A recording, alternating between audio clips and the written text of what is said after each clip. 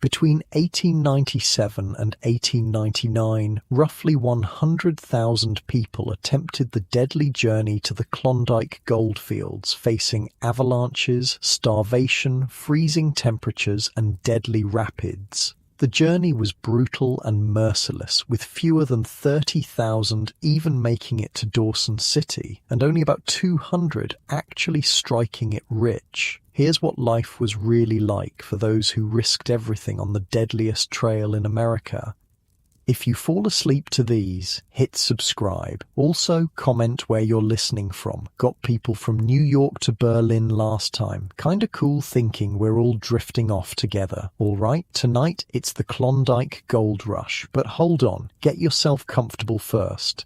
Like, actually cozy. Pillows good? Blanket situation handled? Perfect. Trust me on this one. The newspaper hits the floorboards with a slap that makes you jerk awake. Your landlord's voice booms through the thin door. Read rent's due tomorrow, don't make me come looking for you. You roll to your side on the lumpy mattress, springs digging into your ribs like accusing fingers. Seattle, 1897. Not exactly your golden era. The room smells like yesterday's fish and harbour fog, with a hint of desperation that seems to cling to everything these days. Your name is Thomas Reed, 32 years old, carpenter by trade, except there hasn't been much trade lately, not since the banks started collapsing in '93. 4 years of economic depression has a way of teaching you exactly how many meals you can skip before your hands shake too much to hold a saw. You drag yourself up and grab the newspaper, ready to scan the jobs section for the 5th time this week. But the headline stops you cold. Gold, ton of gold, arrives from Klondike. I mean, literally a ton. The steamship Portland just docked in Seattle yesterday with over a ton of gold. Today's equivalent of about $30 million, all from some creek nobody had ever heard of in Canada's Yukon territory. You probably think I'm exaggerating. I'm not. This actually happened on July 15th, 1897. Real day, real gold, real ship. The article describes men stumbling down the gangplank, staggering under the weight of their fortunes. One guy had $5,000 in a coffee can, another carried $100,000 in a freaking sack. Several became millionaires literally overnight, from dust and nuggets they pulled out of a creek.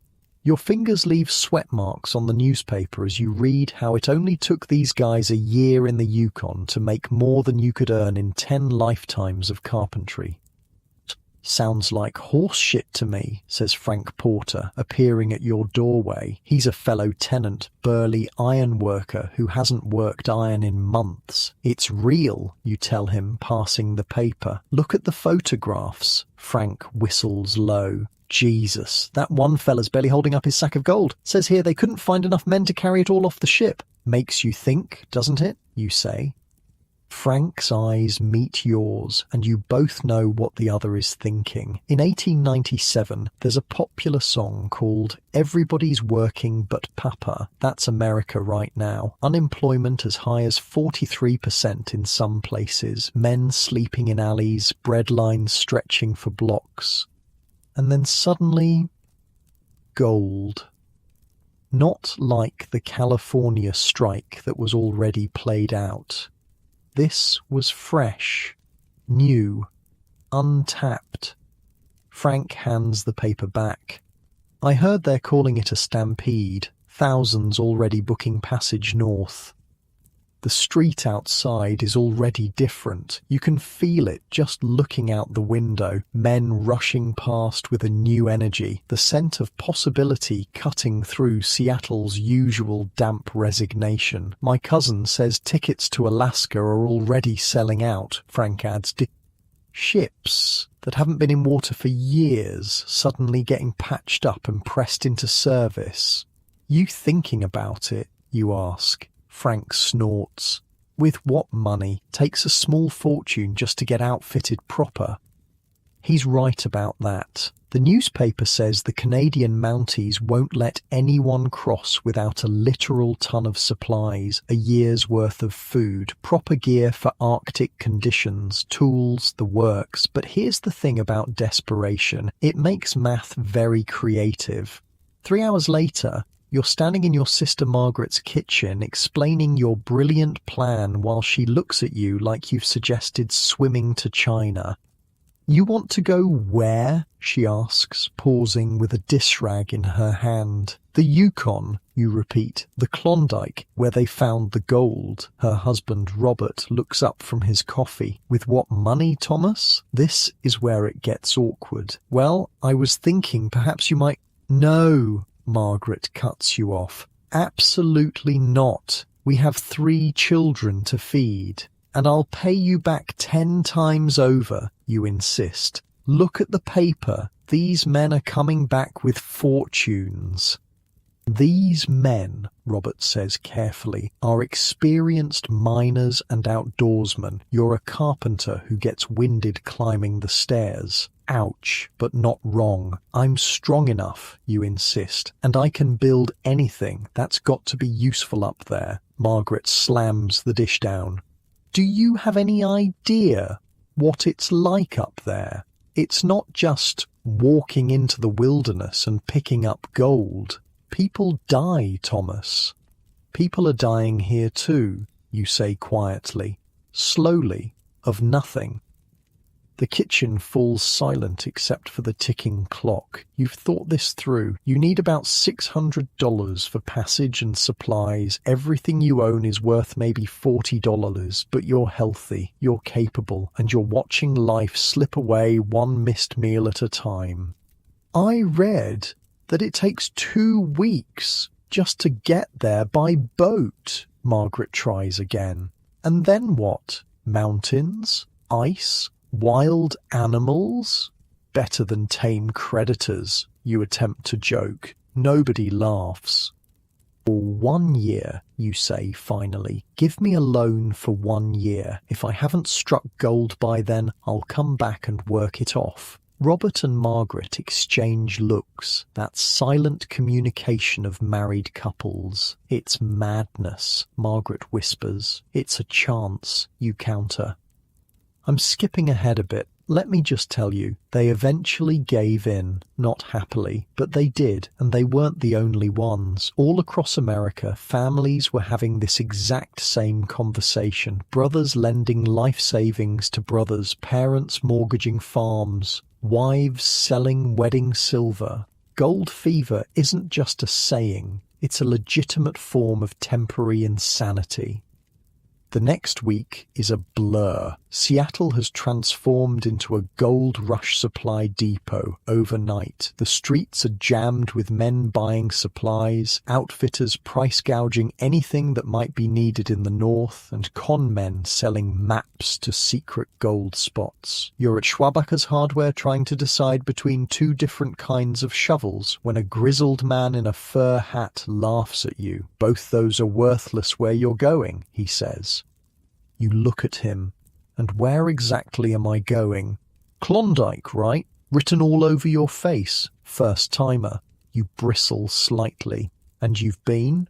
"3 times, he says, holding up fingers missing the top joints. "Frostbite, you realize with a chill.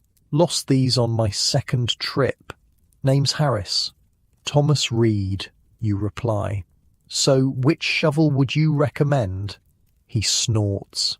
"None of these. Look, kid, I'm 32.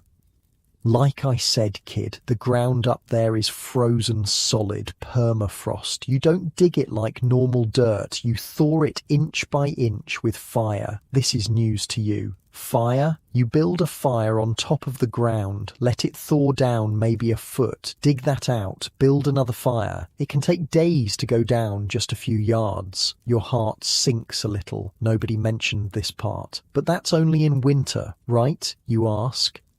Harris laughs again, a sound like boots on gravel. Winter is 9 months of the year up there, and the ground never really thaws deep. Listen, put back the fancy shovel and let me tell you what you actually need. For the next hour, Harris walks you through the store, pointing out what's essential and what's worthless. He's been to the Yukon 3 times, never struck it rich, but survived, which seems like an achievement in itself.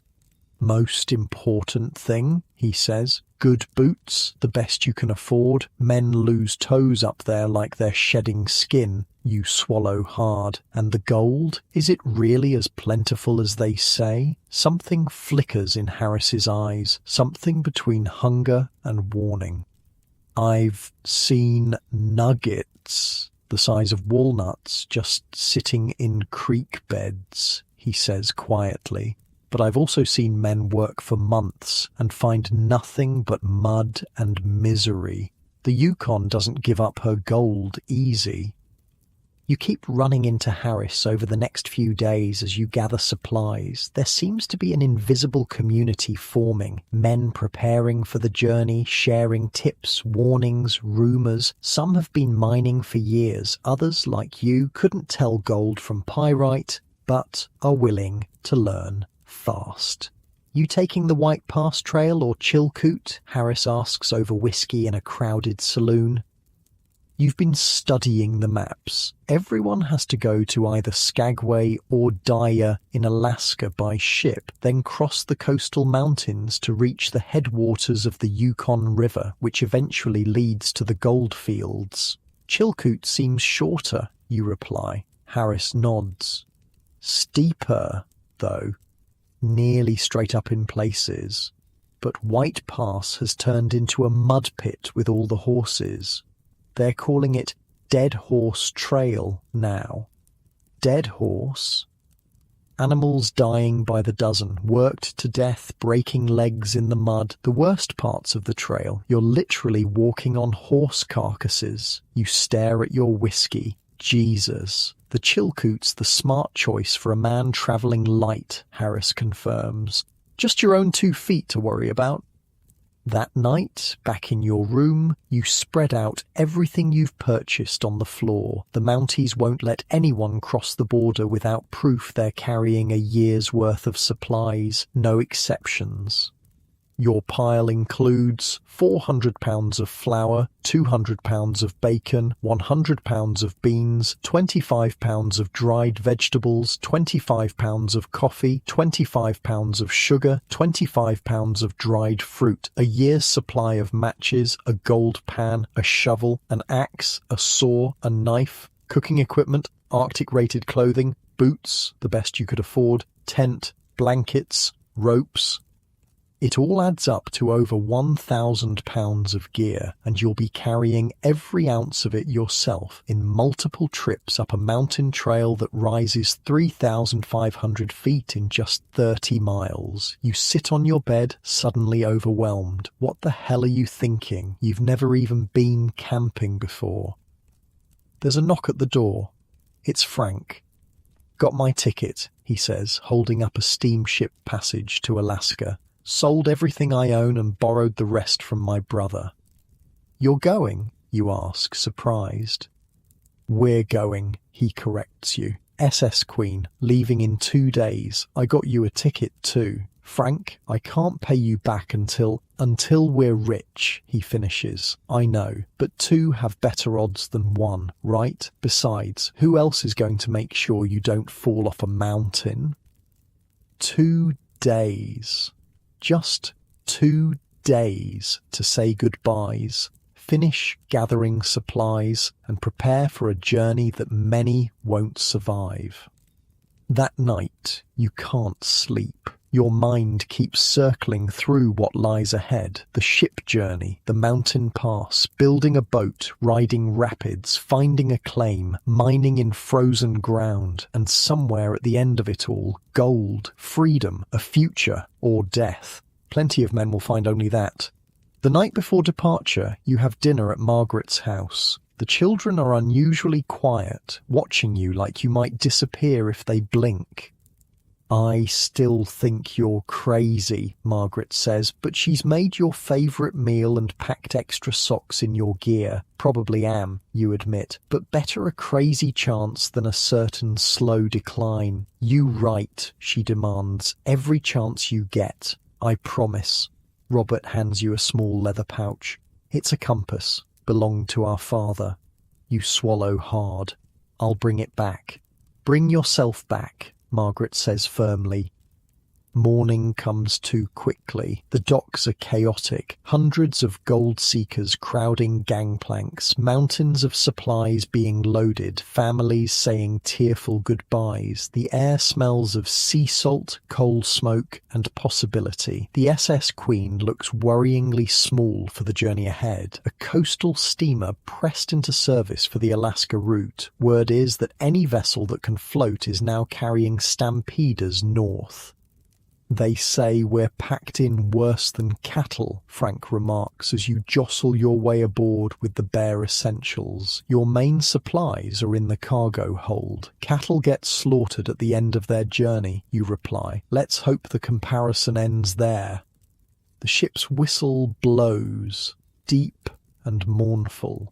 Final goodbyes are shouted across widening gaps of water. A man next to you is openly weeping as he waves to a woman on the dock. That your wife? You ask gently.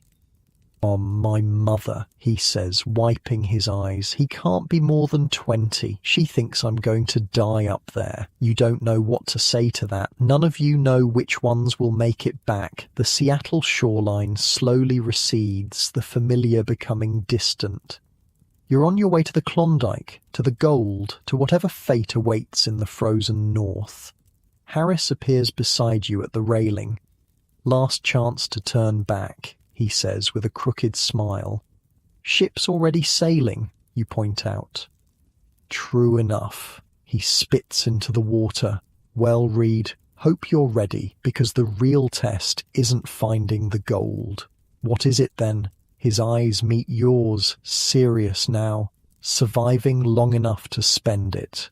The ship turns northward, carrying its cargo of dreams and desperation toward the Alaskan coast.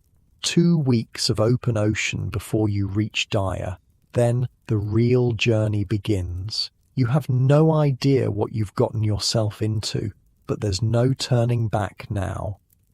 The ship lurches violently, sending you crashing into the bulkhead. Your stomach heaves as the SS Queen rides another massive wave. 2 days at sea, and you've discovered something crucial about yourself. You were absolutely not meant to be a sailor. You look like death warmed over, Frank says, somehow still standing as the ship pitches again. You'd respond, but opening your mouth seems dangerous at the moment. The cramped cabin reeks of unwashed bodies, wet wool, and the unmistakable tang of vomit. There are 12 men sharing a space designed for 6, and at least half of you are seasick. I've got some advice, Frank continues, unhelpfully cheerful. My cousin was in the Navy, says you should eat something, keeps the stomach settled. You glare at him. If I eat something, it won't stay settled for long. The young kid who was crying for his mother when you departed is curled in a corner, moaning. He hasn't kept down food in 48 hours. You're worried about him, but also too miserable yourself to offer much help. Harris swings down from an upper berth, landing with the ease of someone who's done this journey before. Don't die on the boat, he says, nudging the kid with his boot. Pretty embarrassing way to go for a gold seeker. Is it always this rough? You manage to ask between waves of nausea. Harris shrugs. Sometimes worse. North Pacific ain't known for its hospitality. Outside your cabin, you can hear shouts as sailors rush to secure something that's broken loose on deck. The entire vessel groans and creaks with each swell, like it's contemplating whether to stay together or not. A man in the bunk above you leans down, face green. My brother did this last month. Said it took them 17 days to reach Dyer because of storms. 17 days? The thought makes your stomach turn again. If we sink, Frank jokes, at least we won't have to climb that mountain. Nobody laughs. Harris pulls out a flask and takes a swig. You know what's the real joke? This ain't even the hard part yet. 3 more days pass, each bringing new miseries. The storm finally breaks, but that just means you can now stagger around the deck instead of being confined below. The food is barely edible, salt pork and hardtack that seems designed to test the strength of your teeth. By the 6th day, a strange camaraderie has formed among the passengers. You learn names, share stories, swap tips gleaned from books and hearsay. Every man aboard has sold everything or borrowed heavily to make this journey. Every man believes he'll be the one to strike it rich. The kid, who couldn't stop vomiting, has recovered enough to introduce himself. William Daniels, 19 years old, former bank clerk from Portland. Everyone calls me Billy, he says, still pale but standing now. I've never even been camping before. You smile despite yourself. That makes 2 of us. 3, Frank admits, surprising you. Closest I got was sleeping in my uncle's barn after a wedding. Been too drunk to make it home. At night, huddled in your bunks, men talk about what they'll do with their gold. Buy a ranch in California, start a business, pay off debts, support aging parents. Your own dreams are more modest. A carpentry shop of your own, maybe a small house, enough security that an economic downturn won't leave you starving. Harris rarely joins these conversations. When Billy asks him what he'll do with his next fortune, he just stares into his tin cup of coffee. First fortune got drunk away, he says finally. Second fortune went to doctors for my wife's consumption. She died anyway. Third one, he shrugs. Maybe I'll figure out something better to do with it this time. The ship grows quieter after that. On the 10th day, the captain announces we're approaching the Alaskan coast. Everyone rushes to the railing, straining for the first glimpse of land. What emerges from the morning fog steals the breath from your lungs. Mountains. Not like any mountains you've ever seen. These rise straight up from the sea, massive walls of rock and ice that pierce the clouds, snow-covered peaks that look like they're holding up the sky itself. Sweet Jesus, Frank whispers. That, Harris says, pointing at what seems like an impossibly narrow passage between towering cliffs, is where we're going. Billy's face has gone pale again. We have to climb those? Just the small ones, Harris replies with a grim smile. The Lynn Canal, they call it, a deep fjord cutting through the coastal mountains. The ship navigates carefully through waters crowded with chunks of ice that have carved off the glaciers. The closer you get to shore, the more intimidating the landscape becomes. And then rounding a bend, you see it. Dire. That's it? Frank sounds disappointed. That is a muddy beach with a long pier stretching out into the water. Behind it, a scattered collection of tents and hastily constructed wooden buildings. And beyond that, the mountains, looming like judgmental gods. The real shock comes when the Queen anchors offshore, and you realise you're not pulling up to the pier at all. Shallow water, Harris explains. Big ships can't make it in. We get to ride the lighter boats. These lighter boats turn out to be flat-bottomed barges that look far from seaworthy. You and about 20 other men climb down into the first one, along with whatever personal items you could carry. What about our supplies? Billy asks, panicked. All my food and equipment. They'll unload the cargo after the passengers. The barge operator, a leathery man with a permanent squint, laughs. For a price, of course. Nothing's free in Dire.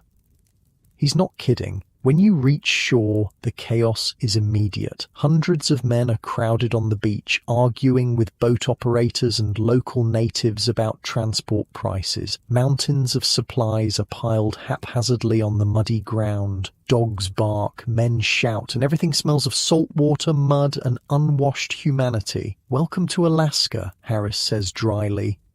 It takes 3 hours of arguing, negotiating, and finally paying exorbitant rates to get your supplies onto the beach. By then, the sun is setting, casting long shadows across the narrow valley that leads toward the infamous Chilkoot Pass. You stake out a small patch of relatively dry ground and set up the tent you'd purchased in Seattle, an activity that turns out to be far more complicated than the store clerk had suggested.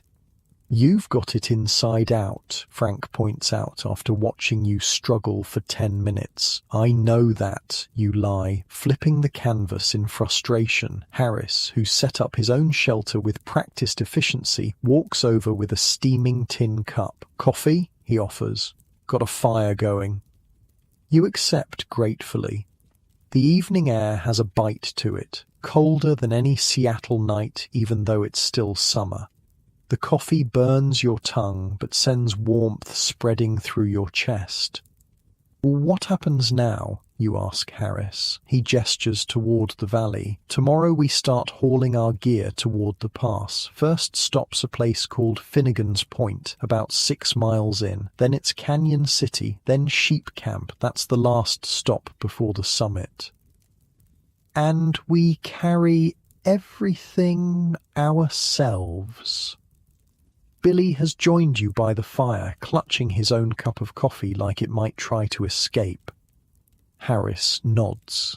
"Unless you've got money for packers, natives will carry for about 20 cents a pound. Some white men doing it too now. You do the math quickly. 1,000 pounds of supplies at 20 cents a pound. That's $200, money you definitely don't have." "What's it like?" Frank asks.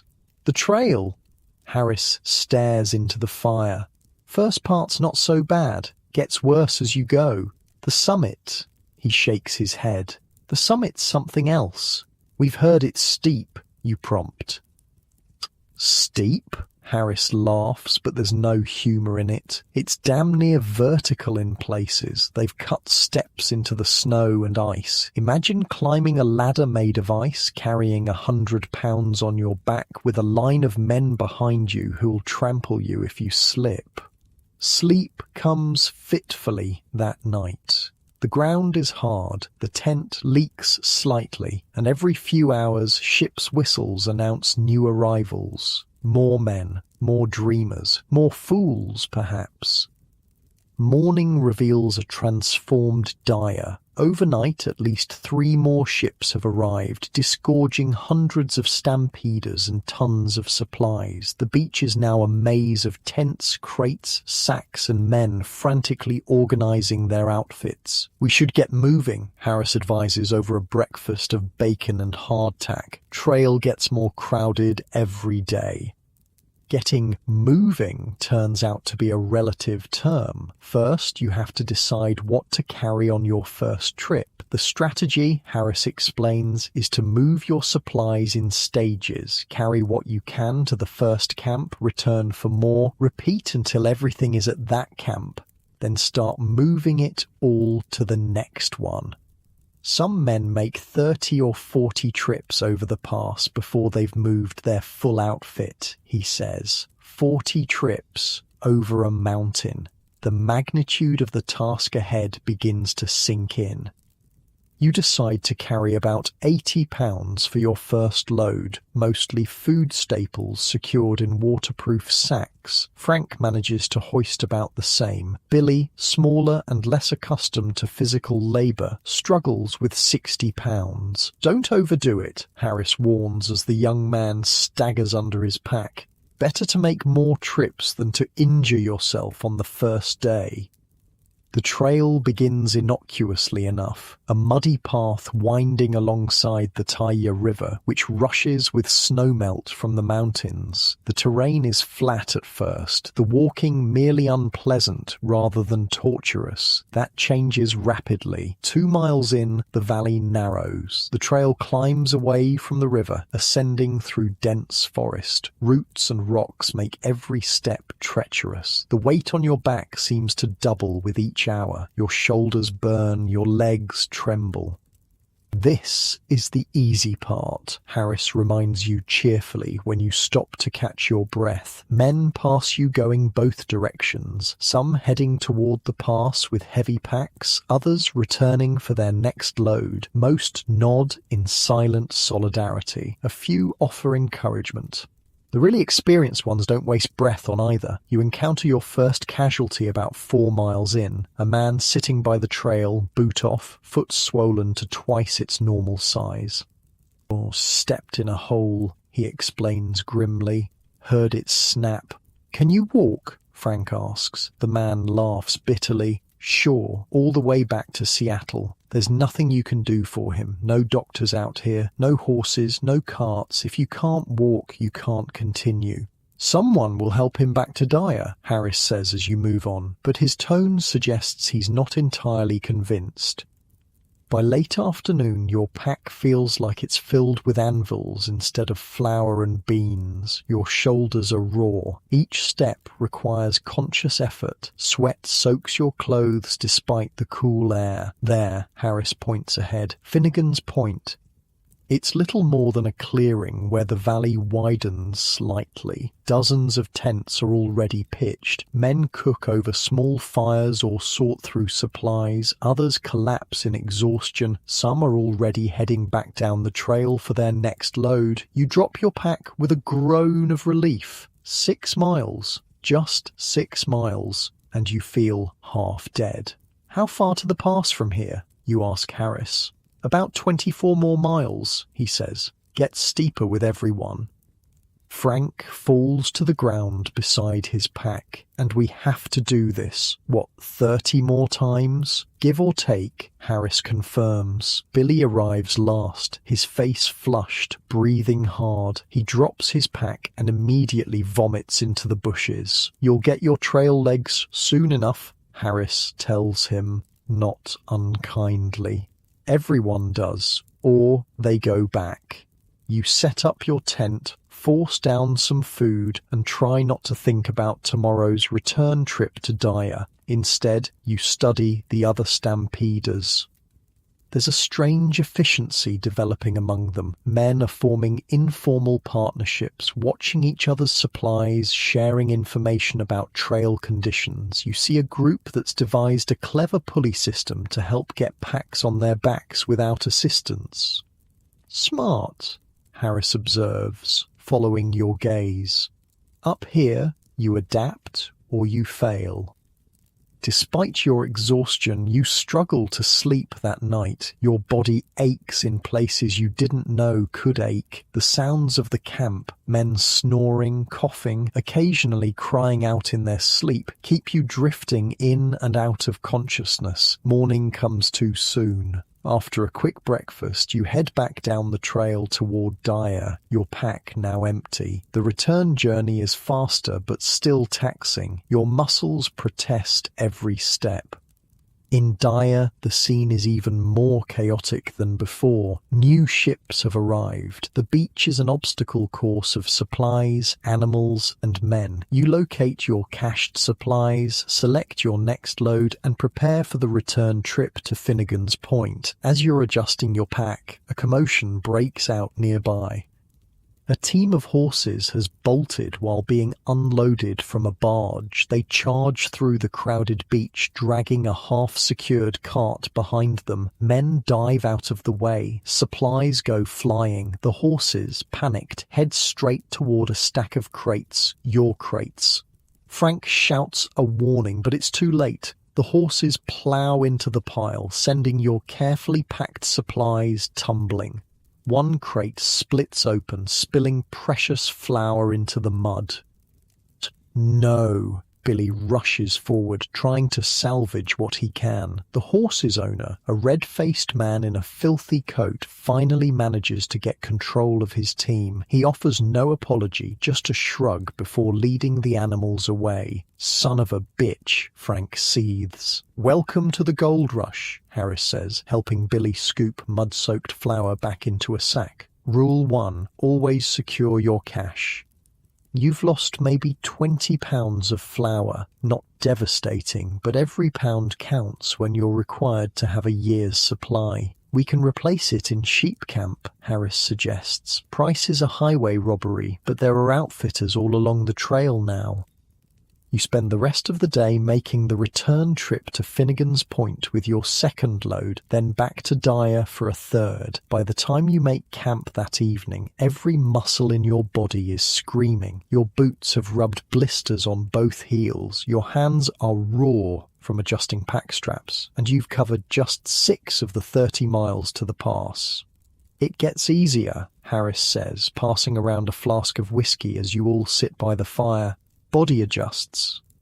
"Does it?" Frank doesn't sound convinced. "No," Harris admits after a moment, "but you get better at ignoring the pain. Over the next week, you settle into a grueling routine. Up at dawn, load up, hike to the next cache point, return for more. Repeat until collapse.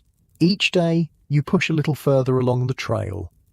From Finnegan's Point to Canyon City, another 6 miles of increasingly difficult terrain. The trail narrows, crosses the river on precarious log bridges, climbs steeply in places. Your outfit, the term everyone uses for their supplies, moves slowly up the trail in stages. Canyon City is little more than a collection of tents and a few hastily constructed buildings perched on a rocky shelf above the river, but it now has saloons, restaurants and outfitters charging 5 times Seattle prices for replacement supplies. Price of doing business? Harris shrugs when you express outrage at being asked $2 for a pound of coffee that costs 30 cents in Seattle. You notice changes in yourself as the days pass. Your hands, once smooth from carpentry work, are now calloused and cracked. Your shoulders no longer scream with each load. They merely grumble. You've lost weight, but your legs feel stronger. You're learning to pack efficiently, to balance loads, to pace yourself on the steeper sections. Frank has developed a hacking cough that worries you, though he insists it's nothing. Billy's transformation is the most dramatic. The bank clerk's soft hands are bleeding constantly, but he never complains. His face has thinned, making his eyes seem larger. He's quieter now, the initial panic replaced by grim determination. "How much further to the summit?" Billy asks as you all eat dinner outside your tents in Canyon City. "From here, it's about 5 miles to sheep camp," Harris answers. "That's the last stop before the scales." "The scales?" you ask. "The steepest part. They call it the scales because that's where they weigh your load before the final climb." Harris takes a bite of beans. "From sheep camp to the scales is about 4 miles. Then it's just under a mile to the summit. Steepest damn mile you'll ever walk." 10 more miles. It doesn't sound that far, but you've learned that distances mean something different here. The trail from Canyon City to Sheep Camp proves Harris right. It's by far the most difficult stretch yet, following the river through a narrow canyon where the path sometimes clings to sheer rock walls. In places, crude wooden walkways have been constructed over particularly treacherous sections. You see your first dead body on this stretch, a man lying face down beside the trail, pack still on his back. Heart attack, someone says. No one has time to bury him. By unspoken agreement, you each remove your hats as you pass, but you keep moving, always moving. It takes 4 days to get all your supplies to Sheep Camp. The settlement is the largest you've seen since Dyer. Hundreds of tents spread across a widening of the valley, with actual wooden buildings housing businesses that seem more permanent. The reason becomes clear when Harris explains that many stampeders stage here for days or weeks, waiting for good weather before attempting the summit. See that? Harris points up the valley where the trees thin out and the bare rock and snow begin. At first, you're not sure what he's indicating, then you see it. A thin black line zigzagging up an almost vertical slope, a line that's moving. That's the trail? Frank asks incredulously. That's the trail, Harris confirms, and each of those little moving dots is a man carrying a pack. You squint, trying to make sense of the scale. The dots look impossibly small against the vastness of the mountain. The trail itself seems to go straight up in places. Good God, Billy whispers. Many have called on him on that stretch, Harris says. Not sure how often he answers. That night, in Sheep Camp, a storm rolls in. Rain hammers your tent. Wind threatens to tear the canvas from its stakes. The temperature drops sharply. By morning, the rain has turned to snow. We wait, Harris declares, surveying the white-capped peaks above. Only fools and the desperate try the summit in weather like this. You're not sure which category you fall into anymore. For 3 days, the storm rages. No one attempts the pass. Men crowd into the few saloons and restaurants, swapping stories, sharing concerns about supplies running low. Rumors spread. The pass is closed for the season. The Canadian Mounties are turning people back. Someone died in an avalanche yesterday. Harris dismisses most of these. Trail gossip, he says, but the avalanche risk is real enough when it snows like this. On the 4th morning, you wake to silence. The wind has stopped. Poking your head outside the tent, you see stars fading in a pre-dawn sky of perfect clarity. Today, Harris announces, already packing his summit gear. We go today. You gather only what you can carry in one trip, about 80 pounds of your most essential supplies. The plan is for each of you to make multiple trips over the summit, just as you've done on earlier sections. Leave your tent, Harris advises. We'll come back for the rest once we've established a cache on the other side. By the time you're ready, a steady stream of men is already moving up the trail toward the scales. Everyone recognizes the opportunity of clear weather. Everyone knows it might not last. The trail out of Sheep Camp starts gradually enough, winding through the last stunted trees before the timberline. But soon the vegetation disappears entirely, replaced by snow, ice, and rock. The path steepens dramatically. Your breath comes in painful gasps. The air seems thinner, though Harris says it's just the exertion. Sweat freezes on your face. Your pack feels like it's filled with lead, and you haven't even reached the real challenge yet. 3 hours of brutal climbing brings you to what must be the scales. Relatively flat area where the trail seems to pause before the final ascent. Men with makeshift scales are indeed weighing packs, though it's not clear who authorized them to do so. Too heavy, one declares, examining Billy's load. You'll never make it up with that. I have to, Billy insists. The man shrugs. Your funeral.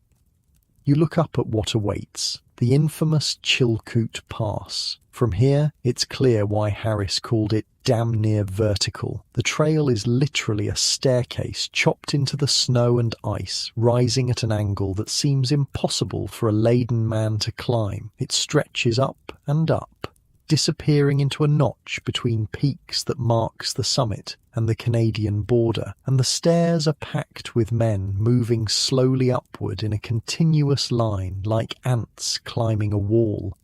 They call it the Golden Stairs, Harris says beside you. Though there's nothing golden about them, you watch as a man near the top stumbles, loses his balance, and falls. His pack comes loose, tumbling down the slope, narrowly missing several climbers before smashing onto the rocks below.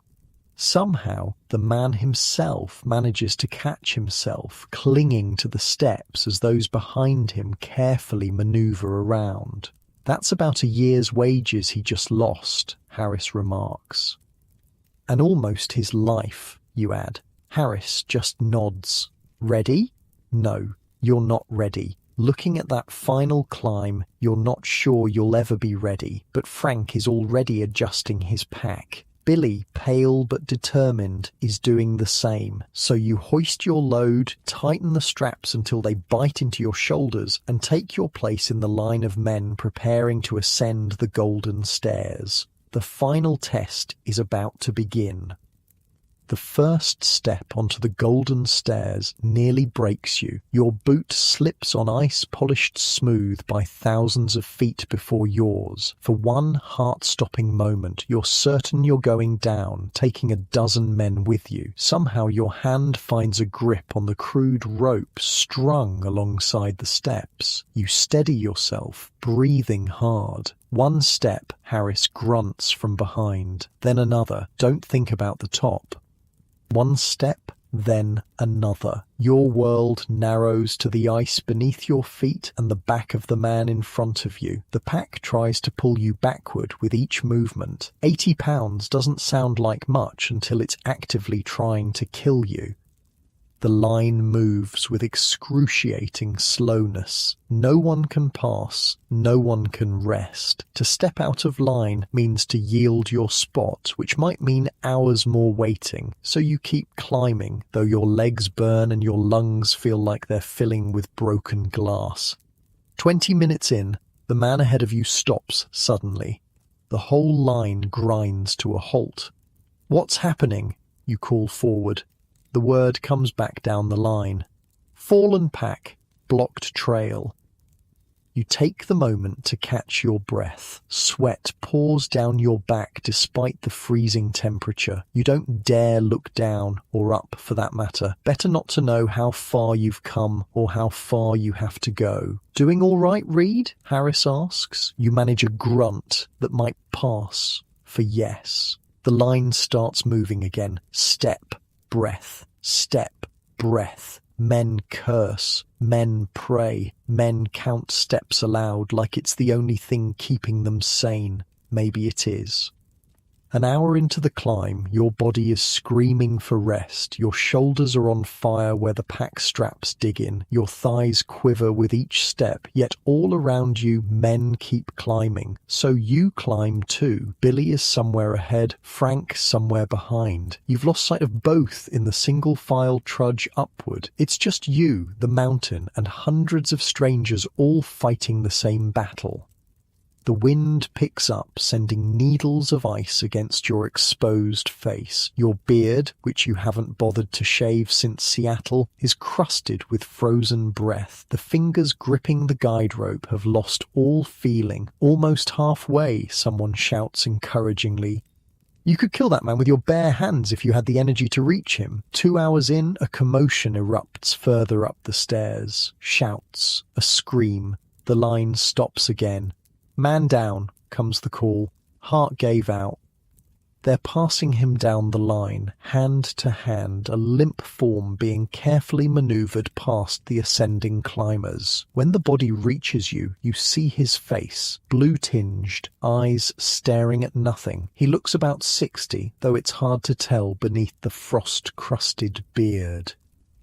One less man at the diggings. Someone mutters as the body continues its journey down. You want to be horrified at the callousness, but a small, terrible part of you understands. Up here, death is just another obstacle to navigate around. 3 hours. Your world has become pain. Your legs move mechanically, without conscious input from your brain. The only thought you can hold on to is Harris's advice. one step, then another. "Look up, Reed," Harris wheezes behind you. "Take a gander." Against your better judgment, you raise your eyes from the endless stairs. And there it is, the summit. Much closer now, a notch between peaks where men are silhouetted against the sky, moving over the top and disappearing from view. The sight gives you a surge of energy. "We're going to make it," you say, half to yourself. "Course we are," Harris replies. "Told you the stairs was the hard part. After this, easy street." You don't believe him for a second. 4 hours after beginning the ascent, your hand reaches up and finds nothing. No more stairs. You've reached the top of the Chilkoot Pass. With a final tremendous effort, you haul yourself and your pack over the edge. The summit is flatter than you expected, a small plateau between peaks. Men collapse here, gasping for breath before gathering themselves for the journey onward. You join them, falling to your knees, then rolling onto your back. The sky above is a perfect blue. You've never seen anything so beautiful. "Made it," Frank wheezes, appearing beside you and dropping his pack. "Jesus, Mary, and Joseph. Where's Billy?" you ask, suddenly concerned. Frank points back toward the stairs. "Coming, slower, going for him." 10 minutes later, Billy crests the summit. His face is grey with exhaustion, but his eyes are bright with triumph. He staggers a few steps, then collapses next to you. "I thought," he gasps, "I thought I was going to die on those stairs." "Day's still young," Harris says cheerfully, appearing behind him. "Plenty of time for dying yet." You laugh, the sound strange in your own ears. You've made it over the Chilkoot Pass. The worst is behind you. Or so you think, until Harris points to a line of men at the far edge of the summit plateau. "Canadian Customs," he explains. "Mounties checking everyone's outfit." "They're doing that up here?" Frank asks incredulously. Harris nods. "Summit's the border. They want to make sure nobody gets through without their year's supplies, like I told you in Seattle. They're serious about it. The red-coated Mounties have set up a checkpoint where the trail continues down the Canadian side. Each stampeder must present his outfit for inspection. Those who don't have the required supplies are turned back, forced to return down those golden stairs to gather more." "But we're only carrying part of our outfits," you protest. "The rest is still at sheep camp." "They know that," Harris reassures you. "Just tell them you've got multiple loads coming. They'll issue you a numbered tag. You show that each time you cross with more supplies." The four of you join the inspection line. After half an hour of waiting, you reach a stern-faced Mountie with a clipboard. He looks you over with practiced efficiency. "Name?" he asks. "Thomas Reed." "How many in your party?" "4. Total weight of your outfit?" "About 1,000 pounds each, sir." "How many trips do you anticipate making over the pass?" You look at Harris, who holds up his fingers. "Probably a dozen or so," you answer. The Mountie nods and hands each of you a small metal tag with a number stamped into it. Present this each time you cross. Once your complete outfit has been verified, you'll receive a certificate allowing you to proceed to the Yukon territory. "Yes, sir," you reply, surprised by the bureaucratic efficiency in such a remote location. "Welcome to Canada," the Mountie adds, almost as an afterthought. "And good luck." Beyond the checkpoint, the trail descends sharply again, though nothing like the brutal stairs on the American side. The path winds down through snowfields toward a tree line in the distance. Crater Lake is about 3 miles down, Harris informs you. That's our next staging area. After that, it's on to Lake Lindeman, then Lake Bennett. How far to Bennett? Billy asks. From here, about 30 miles. 30 more miles of hauling supplies. The thought is almost enough to make you turn around. Don't look so glum, Harris says, noticing your expression. The worst is behind us now, and Bennett's where we build the boats. Boats? This is news to you. Harris nods. Only way to get to Dawson once you've got all your gear over the pass. Build a boat at Bennett, then float down the Yukon River, about 500 miles. 500 miles by boat, through unknown waters, in a vessel you have to build yourself. The magnitude of this journey keeps expanding before you. One step at a time, Frank reminds you, seeing your face. Let's just get to Crater Lake first. The descent is easier than the climb, but still treacherous with heavy packs. The snow gives way to rocky terrain, then sparse trees as you lose elevation. By late afternoon, you reach Crater Lake, a small, ice-rimmed body of water surrounded by a growing tent city. Like every stop before, you establish a cache for your supplies, set up a temporary camp, then prepare for return trips to bring the rest of your outfit over the pass. Harris suggests resting for the remainder of the day before heading back to sheep camp tomorrow. You don't argue. Every muscle in your body feels wrung out.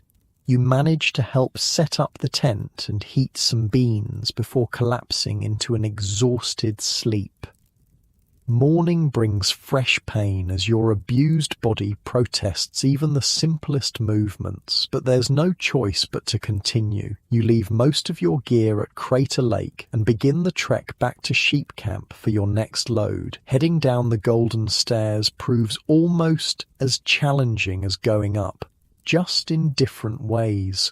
The strain shifts from thighs to knees.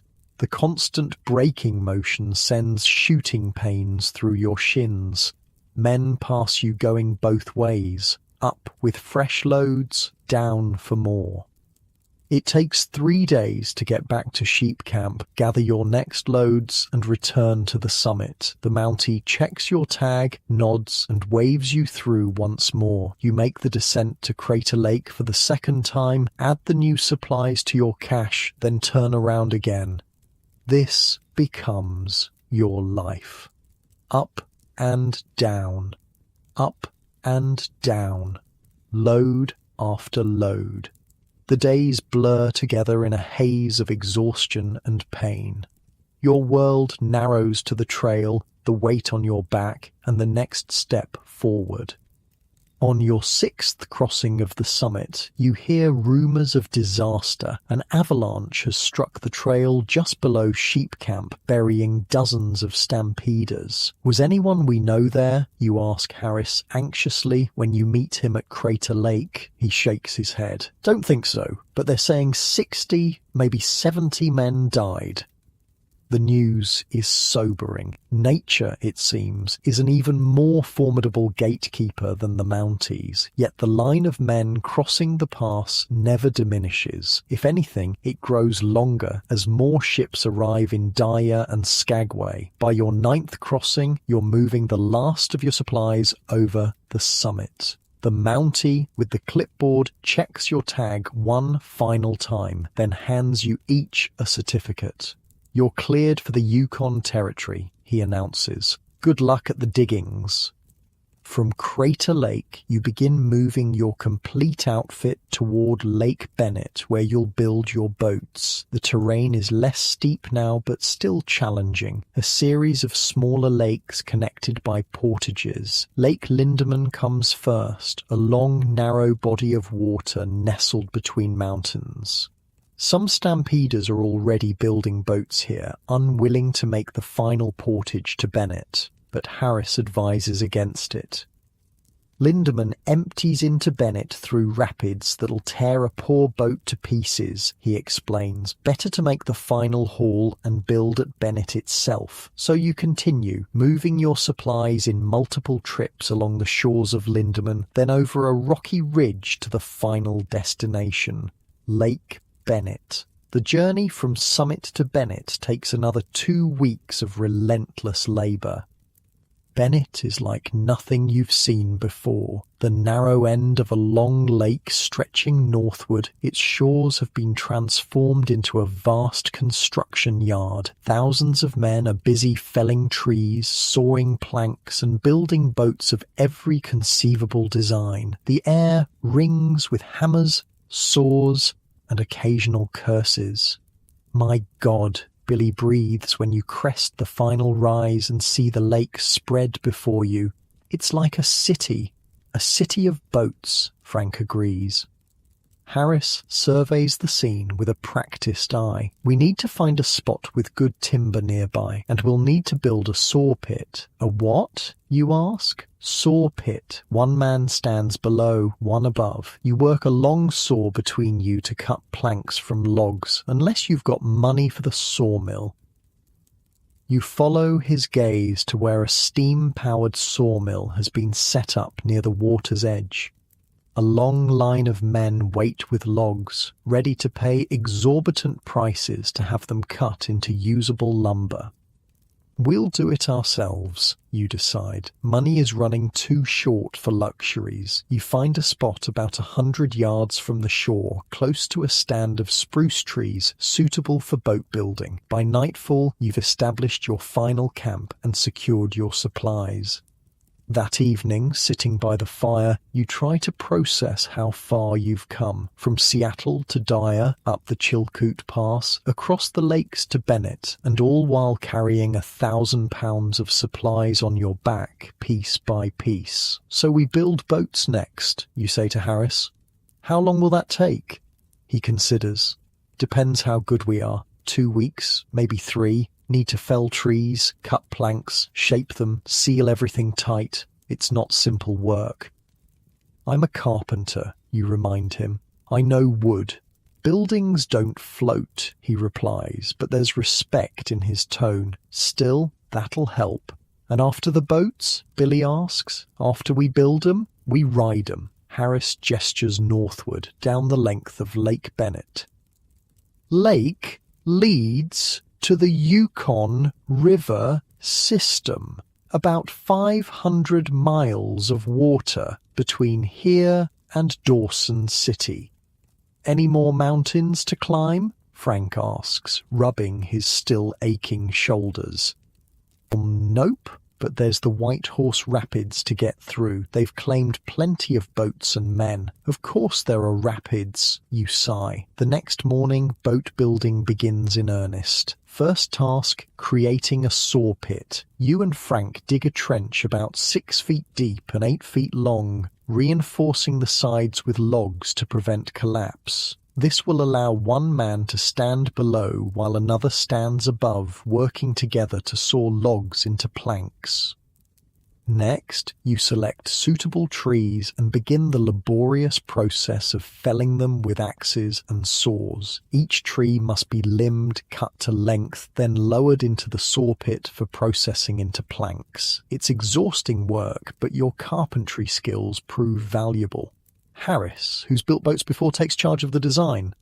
Nothing fancy, he explains. Flat-bottomed scow with a pointed bow, about 20 feet long, 5 feet wide, big enough for our outfits, but not too unwieldy for the rapids. Days pass in a blur of sawdust and sweat. Your hands blister, then callous over, then blister again. But the boat gradually takes shape. Frank proves surprisingly skilled with an axe, while Billy, though less physically strong, has a meticulous attention to detail that helps ensure the fit of each plank. All around you, similar scenes play out as hundreds of men race to build their vessels before the short northern summer ends. Not everyone knows what they're doing. You see boats taking shape that look unlikely to float even in calm water, let alone survive rapids. That one will sink within an hour, Harris predicts, nodding toward a particularly unfortunate construction nearby. Its builder, a former banker from Chicago, has used green wood that's already warping badly. Bennett develops its own economy and social life. Men with specialized skills offer their services for a fee. Temporary saloons serve overpriced whiskey. Gambling tents operate day and night. A few enterprising women have made the trek over the pass and now run restaurants or laundry services, charging astronomical rates that men gladly pay for a hot meal or clean clothes. News travels up and down the trail. More avalanches, more deaths on the Golden Stairs, ships arriving daily at Dyer and Skagway, disgorging hundreds more stampeders despite the lateness of the season, and rumours from downriver of rich strikes, of claims still open, of men finding nuggets the size of walnuts just lying in creek beds. Is it true, you ask Harris one night? Are they really finding that much gold?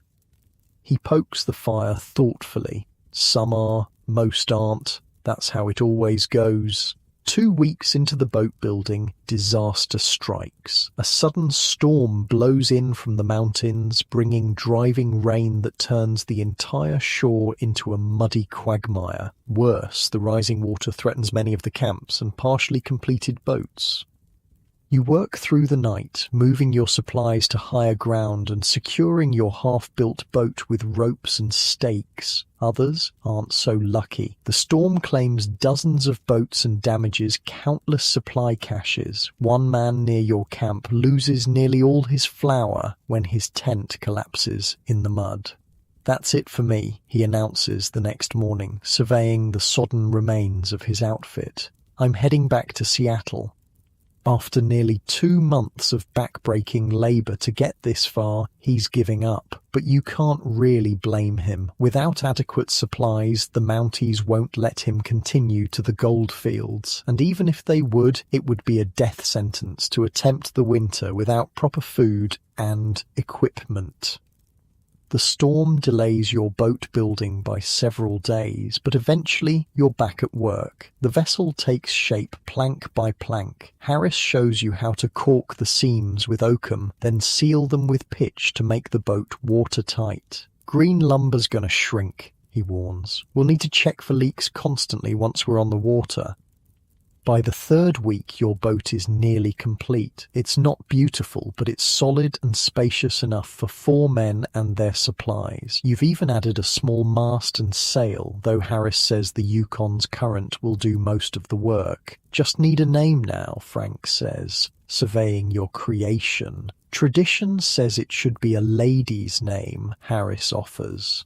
"Margaret," you suggest immediately, thinking of your sister whose loan made this journey possible. The others nod in agreement. "So the Margaret it is, your home and transportation for the next stage of the journey." As you put the finishing touches on the boat, you notice a commotion near the shoreline. A crowd has gathered around a new arrival, a man on horseback wearing the uniform of the Northwest Mounted Police. "What's happening?" you ask someone on the edge of the crowd. "Mounties brought news from Dawson," the man replies. "They're saying all the good claims are gone. Bonanza Creek, El Dorado, all staked solid." Your heart sinks. After all this effort to hear that the gold might already be claimed, you push your way closer to hear the Mountie directly.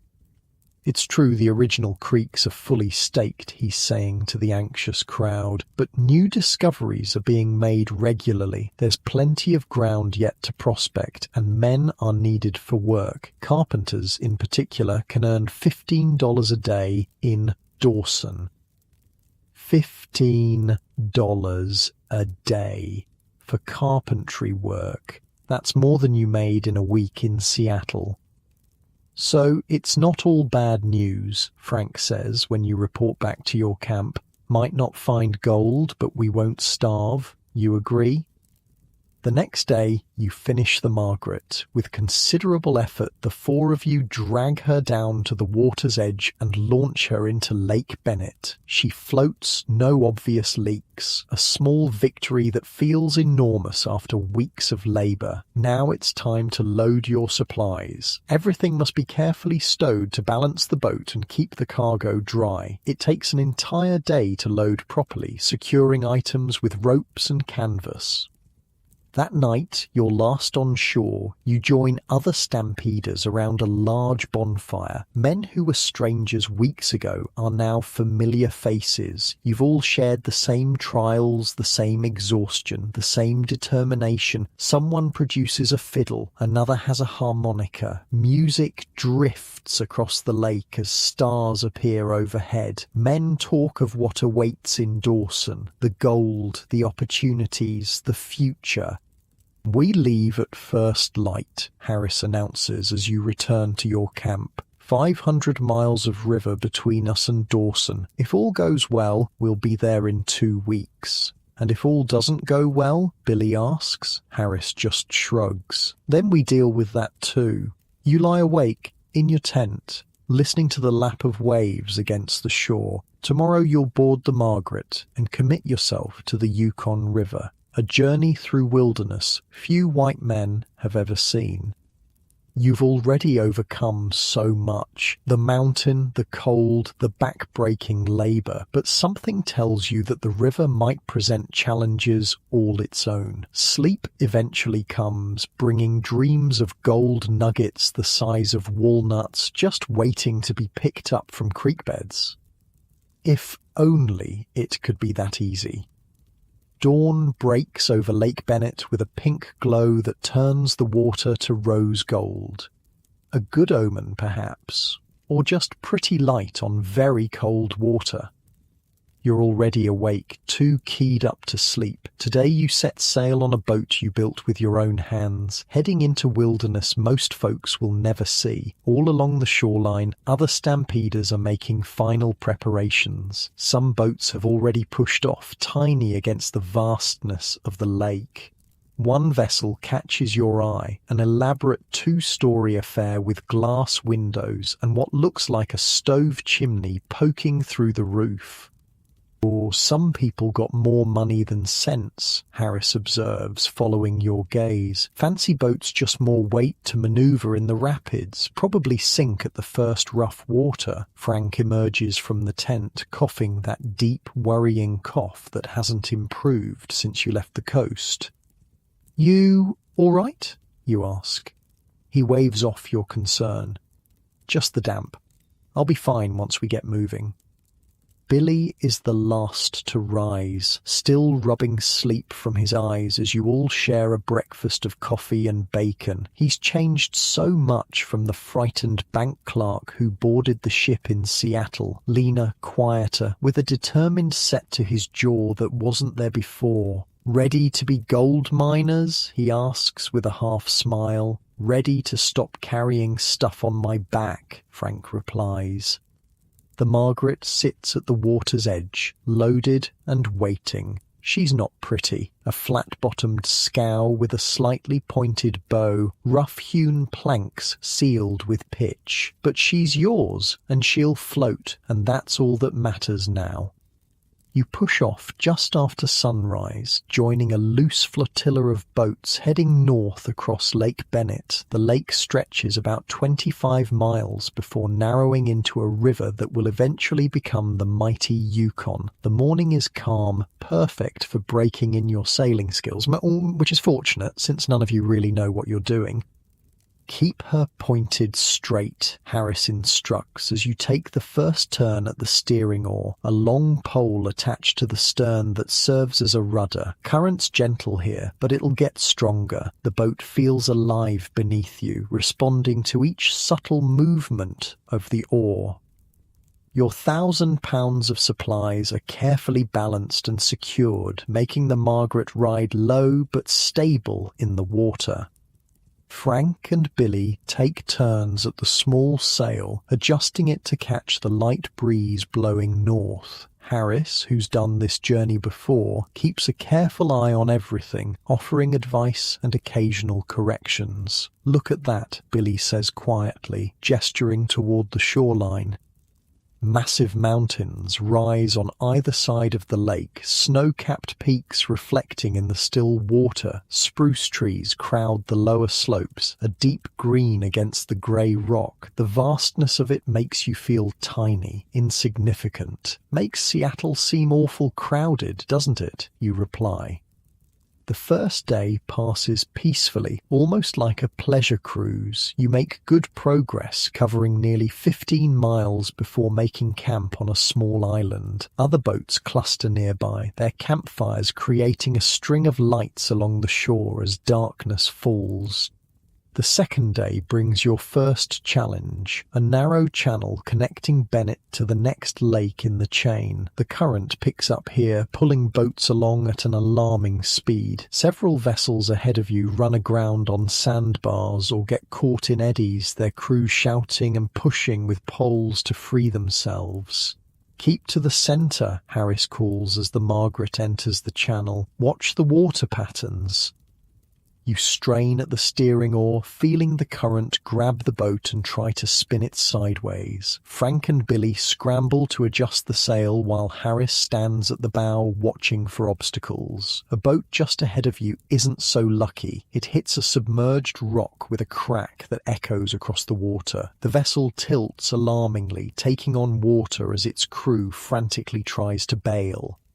"Nothing we can do," Harris says when you instinctively move to help. "We stop to aid them. We'll end up on the rocks too." The cruel calculus of survival. You watch with a sick feeling as the stricken boat limps toward shore, half submerged, its crew desperately trying to save what supplies they can.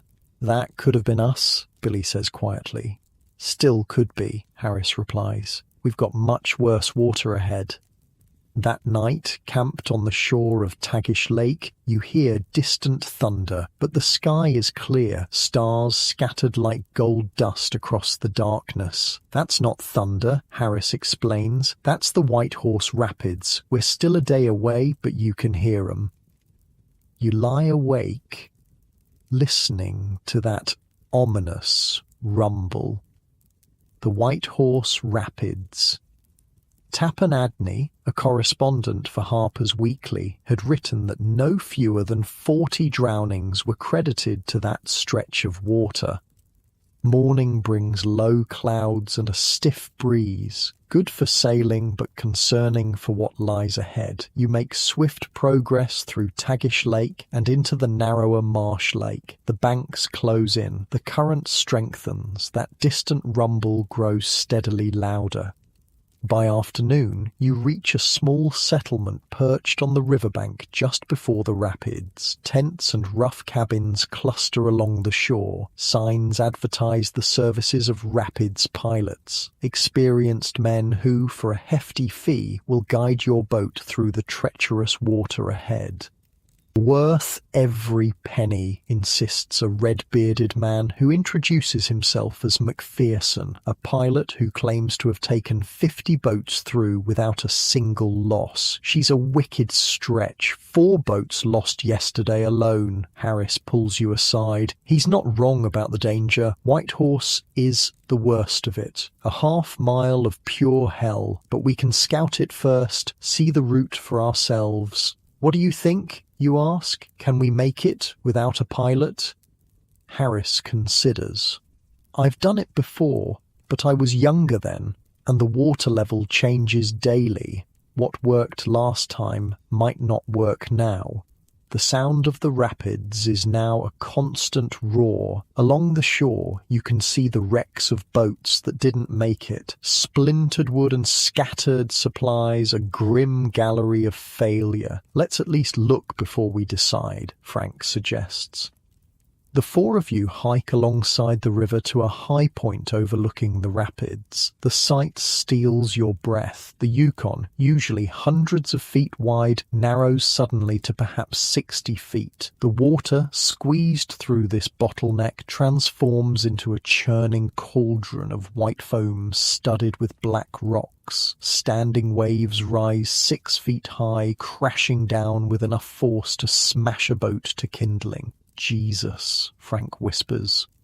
They call it the White Horse because of those waves, Harris explains. See how the tops look like white manes? You watch as a boat enters the upper rapids. It's crewed by 4 men, all working frantically. 2 at oars, 1 with a long steering pole, 1 bailing water that crashes over the gunwales. The vessel bucks and twists in the current, nearly capsizing before somehow righting itself. The crew's shouts are lost in the roar, but their terrified expressions are clear even from your vantage point.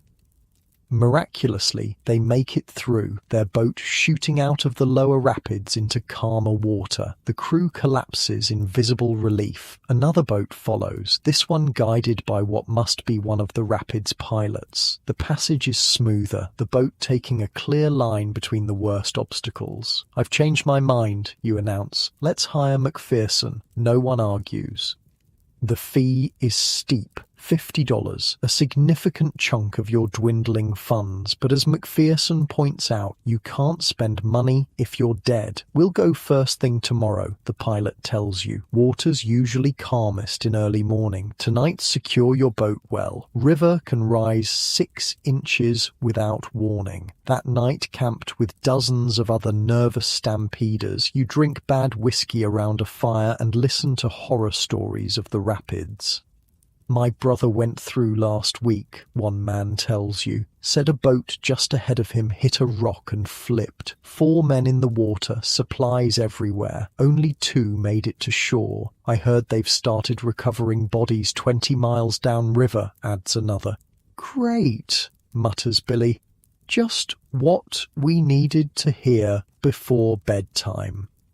Sleep is elusive with the constant thunder of the rapids as backdrop. You lie awake wondering if the Margaret, your homemade vessel, can possibly survive such violence, if your carpentry skills will mean the difference between life and death. Dawn comes grey and misty. The river is slightly lower than yesterday. A good sign, according to McPherson. You make final preparations, securing everything in the boat with extra ropes. Anything not tied down will be lost.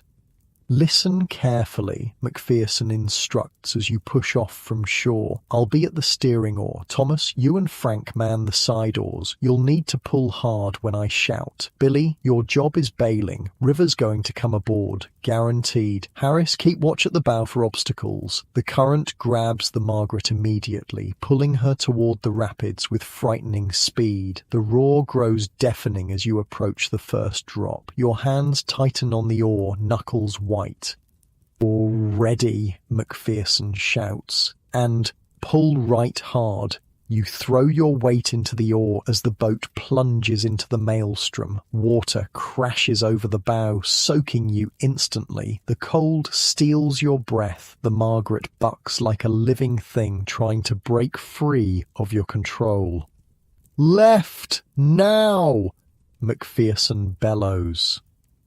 You and Frank switch direction, straining against the current. A massive rock slides past, close enough to touch. The boat drops into a trough, then rises on a wave that seems impossibly tall. Billy is bailing frantically, but water is coming in faster than he can throw it out. The Margaret is riding dangerously low, her gunwales just inches above the churning river. Straight ahead, pull together.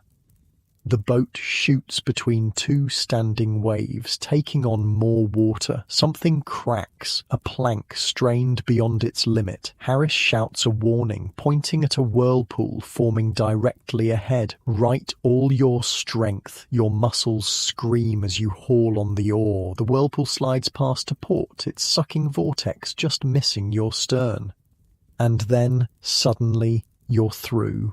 The river widens, the current slows, the roar of the rapids fades behind you. The Margaret, though half filled with water, is intact and floating. McPherson lets out a whoop of triumph. "Well done, boys, that was a clean run." You collapse against your oar, arms trembling with exhaustion and relief. Frank is coughing violently, his exertion having triggered another spell. Billy continues bailing mechanically, as if unable to stop. Harris moves to check the leaking plank, stuffing a rag into the crack to slow the water ingress. "We made it," you say, almost disbelieving. "We actually made it." "White Horse is the worst," McPherson assures you. 5 Finger Rapids still ahead, but they're gentle by comparison. You pay him his fee gladly once you reach shore at a small stopping point called Little Salmon. Here, McPherson will wait for more clients while you continue downriver. "Good luck at the diggings," he says as he pockets your money. "Hope you find what you're looking for." The next stretch of river is blessedly calm. The Yukon widens, its current steady but not threatening. The landscape changes, mountains giving way to rolling hills covered in spruce and birch. The air grows colder as you travel north, ice forming along the shoreline each morning. We need to keep moving, Harris warns. River starts freezing in October. Get caught between here and Dawson when that happens. We're in real trouble. 5 Finger Rapids, when you reach them 3 days later, prove less terrifying than White Horse, but still dangerous. The river divides around 4 massive rock pillars, creating 5 channels, hence the name. Only one channel is safely navigable, requiring precise steering to thread the narrow gap. You make it through with only minor scrapes to the Margaret's hull. The relief is palpable, the last major obstacle between you and Dawson conquered. "How much further?" Billy asks that night as you camp along a wide, sandy stretch of shore. "About 200 miles, Harris estimates. Maybe a week with good current, and then we're gold miners," Frank says, his tone somewhere between disbelief and anticipation. "Then we find out if there's any gold left to mine," you correct him. The days blend together as you float steadily northward. The Yukon grows ever wider, sometimes stretching nearly a mile from bank to bank. The current remains your constant ally, carrying the Margaret along at a steady pace with minimal effort from your crew. Wildlife appears with increasing frequency. Moose wading in the shallows, bears fishing along the banks, eagles soaring overhead. The world feels pristine, untouched by human hands, except, of course, for the occasional wrecked boat or abandoned camp, reminders that hundreds of other gold seekers have passed this way before you. "Or river's different every year," Harris comments as you pass a vessel that ran aground on a sandbar. "What's deep water one season is a shoal the next. Maps help, but your eyes help more. The nights grow longer and colder. Ice forms thicker along the edges of the river each morning. Your breath clouds in the air even during midday. Winter is coming to the Yukon, and it's coming fast." On the 6th day, after 5 Finger Rapids, Frank's cough takes a worrying turn. He can barely manage an hour without doubling over in spasms that leave him gasping for breath. At night, you hear the wet rattle in his lungs. "It's nothing," he insists, "just a cold." But his face is flushed with fever, his eyes too bright. You exchange concerned glances with Harris and Billy. "Dawson has doctors," Harris says quietly when Frank is asleep. "Good ones, charging Gold Rush prices, but good." You nod, pressing for more speed each day, pushing longer hours on the river. Frank needs medicine, proper care. Each mile feels crucial now. On the morning of the 7th day, Billy spots smoke on the horizon. "Could be a forest fire," Harris says, squinting northward. "Too concentrated," you reply, "and look, there's too much of it in a line." As you draw closer, the source becomes clear. Steamboat stacks, cabins with chimneys, the smoke of a settlement, a sizable one. Dawson, Harris confirms with a nod. We made it, boys. The current carries you around a final bend, and there it is spread before you, a sprawling town nestled at the confluence of the Yukon and Klondike rivers. Wooden buildings line muddy streets. Tents and cabins spill up the hillsides. Steamboats are docked along the waterfront. Smoke rises from hundreds of chimneys into the clear autumn air. My God, Billy whispers, it's a real city. After months of wilderness, the sight of civilization, even this rough frontier version, is overwhelming. Streets, buildings, people everywhere. You guide the Margaret toward the waterfront, joining dozens of other boats tying up at the makeshift docks. The shoreline is chaos. Men unloading supplies, traders hawking goods, dogs barking, hammers pounding as new arrivals immediately begin building winter shelter. Dawson City, Harris announces as the Margaret bumps against the dock. End of the line. Frank manages to stand, leaning heavily on the mast. We need to stake our claims, he insists between coughs. You need a doctor, you counter, securing the boat to the dock. Claims can wait.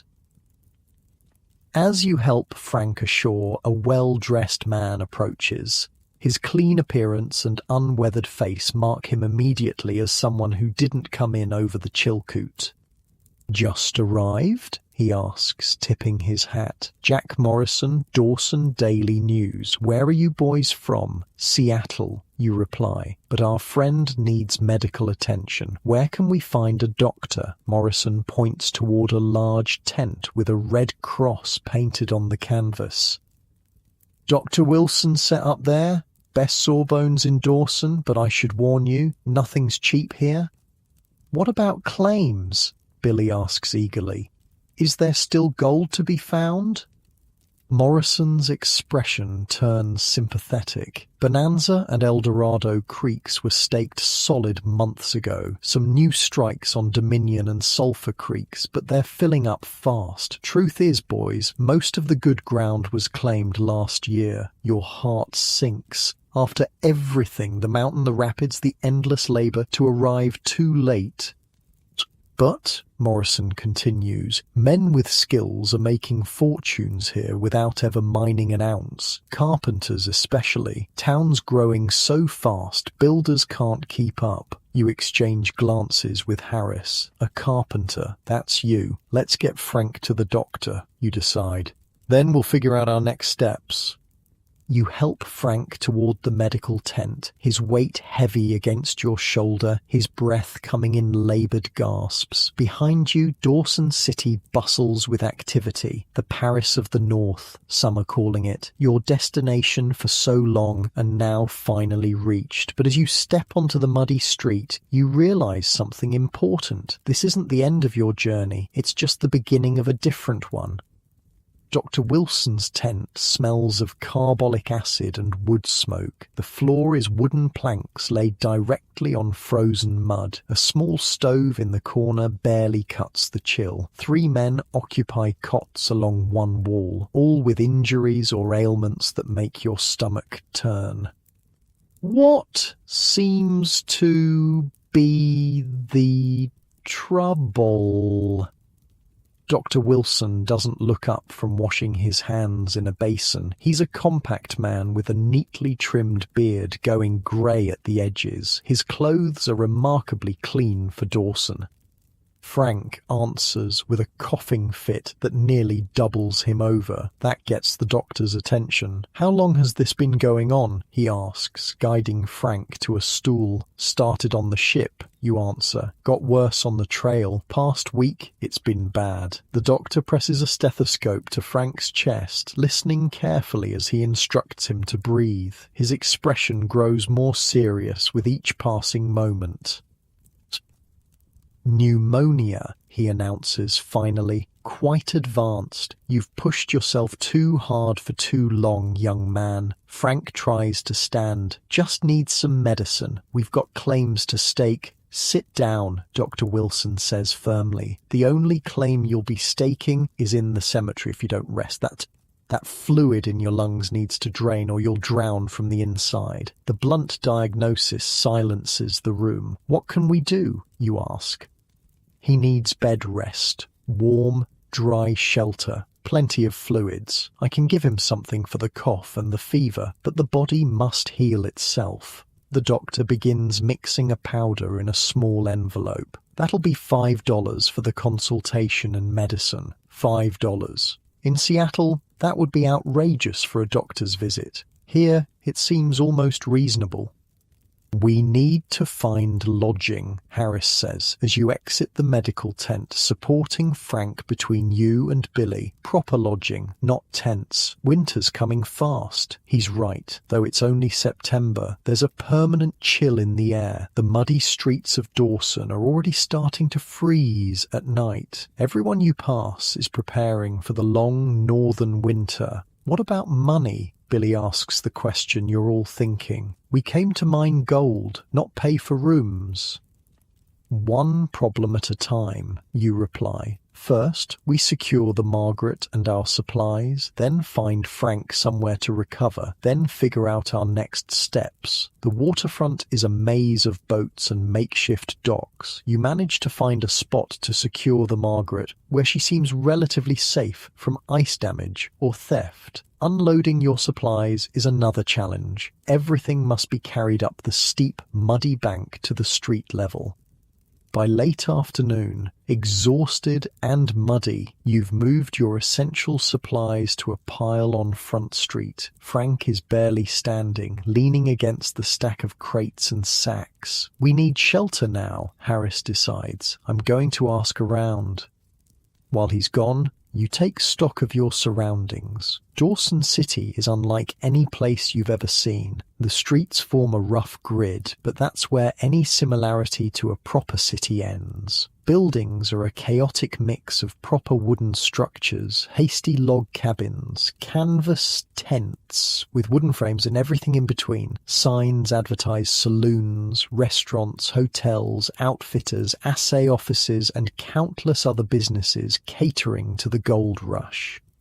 People crowd the muddy streets, a striking contrast of new arrivals like yourselves, still dirty from the trail, and established residents in relatively clean clothes. Native people move among them, selling furs and handcrafted items. Dogs are everywhere, some harnessed to sleds or small carts, others just wandering. And the noise, hammers pounding as new buildings rise, men shouting as they haul goods, music spilling from saloons, the constant background hum of a town that didn't exist a few years ago and now houses thousands. This place is madness, Billy observes, wide-eyed. Harris returns, looking grim. Lodging scarce and expensive, $20 a night for a room at the hotel, $10 for a bunk in a shared cabin, even tent space is going for $5. That's robbery, you protest. That's supply and demand, Harris counters. There are still ships arriving daily. Everyone needs shelter before winter. What about building our own, Billy suggests. We've got tools. Thomas is a carpenter. Lumber's worth its weight in gold here, Harris says. And we'd never finish before the deep freeze hits. You're contemplating your dwindling options when a woman approaches. She's perhaps 50, with steel-grey hair pulled back severely and a no-nonsense expression that reminds you of your sister. You boys just arrive? She asks, eyeing your pile of supplies. Yes, ma'am, you reply. Got a sick one, I see. She nods toward Frank, who's now sitting on a crate, head in his hands. I'm Martha Wilkes. I run a boarding house 2 streets over. Pleased to meet you, Mrs. Wilkes. I'm Thomas Reed. This is Billy Daniels, Frank Porter, and Harris. Just Harris, Harris adds with a half smile. You boys look like you need lodging, Mrs. Wilkes continues. I've got a room. Usually charge $15 a night, but... She studies Frank again. I'll do 10 if you're willing to share. 2 beds, stove, wash basin. Clean sheets, which is more than most places can say. It's still expensive, but you can hear winter in the wind. Frank needs shelter, and Mrs. Wilkes seems honest, which counts for plenty in a boom town. We'll take it, you decide, but we can't pay for long without work. Mrs. Wilkes nods. Then you'd best find work fast. Winter's no time to be homeless in the Yukon. Her boarding house is a well-built two-story structure on 2nd Street. Inside, it's surprisingly cozy. Oil lamps, patterned wallpaper, actual furniture. Your room is small but clean, with 2 narrow beds, a cast-iron stove, and a window overlooking the street. Meals are extra, Mrs. Wilkes informs you. $1 for breakfast, $2 for dinner. No lunch served. Bathrooms down the hall. No spitting, fighting, or women visitors. She gives Frank a critical look. Get him into bed. I'll bring up some hot water and broth.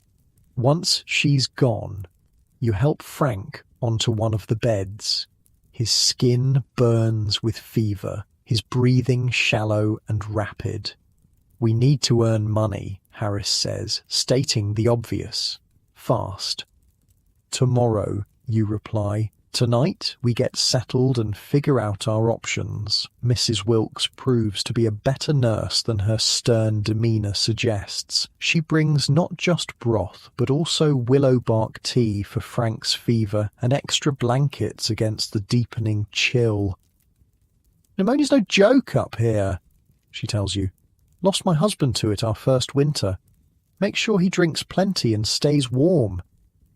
That night, as Frank sleeps fitfully and the others settle in, you stare out the window at the lights of Dawson. So many hopes, including your own, pinned on this remote outpost at the edge of the world. So much effort just to reach it. And now, the real test begins. Morning brings a clear, cold sky and a fresh determination. You leave Billy to watch over Frank while you and Harris set out to explore the town and seek opportunities. Dawson by daylight is even more fascinating. The streets teem with activity, freight being unloaded, buildings rising, businesses operating at full tilt. You pass stores selling goods at prices that make you wince. Eggs for $1 each, potatoes $10 a pound. Basic tools marked up 5 times what they'd cost in Seattle. Gold dust is the currency here, Harris explains as you watch a man pay for supplies by pouring yellow flakes from a pouch onto a scale. Paper money's accepted, but everything's priced in gold weight. The mining recording office is your first stop. A large wooden building with a line stretching out the door and down the street. Men wait patiently to register claims or check the status of available creek frontage. Might as well ask, you suggest. The clerk inside is harried but efficient. When you inquire about available claims, he barely looks up from his ledger. Bonanza and Eldorado were staked solid last year, he confirms. Dominion and Sulphur are mostly taken, some ground still open on Hunker and Gold Bottom. But it's far out, and likely not worth much. $20 to record a claim if you find one. What about work in the mines? Harris asks. Hiring any labourers? Some of the big operations are, the clerk replies. Pays about $15 a day for underground work. Hard labour, dangerous conditions. If you've got other skills, you might do better elsewhere. Outside, Harris looks thoughtful. $15 a day isn't bad money. For working underground in permafrost? No thanks. You've heard enough stories about tunnel collapses to know that's not for you. I'm a carpenter. The newspaperman said builders are in demand.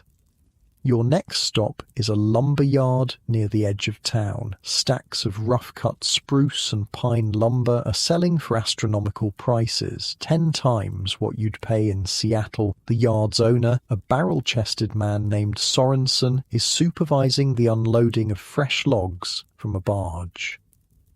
Looking for work? He asks when you introduce yourself. I need men who know wood. I'm a carpenter by trade, you tell him.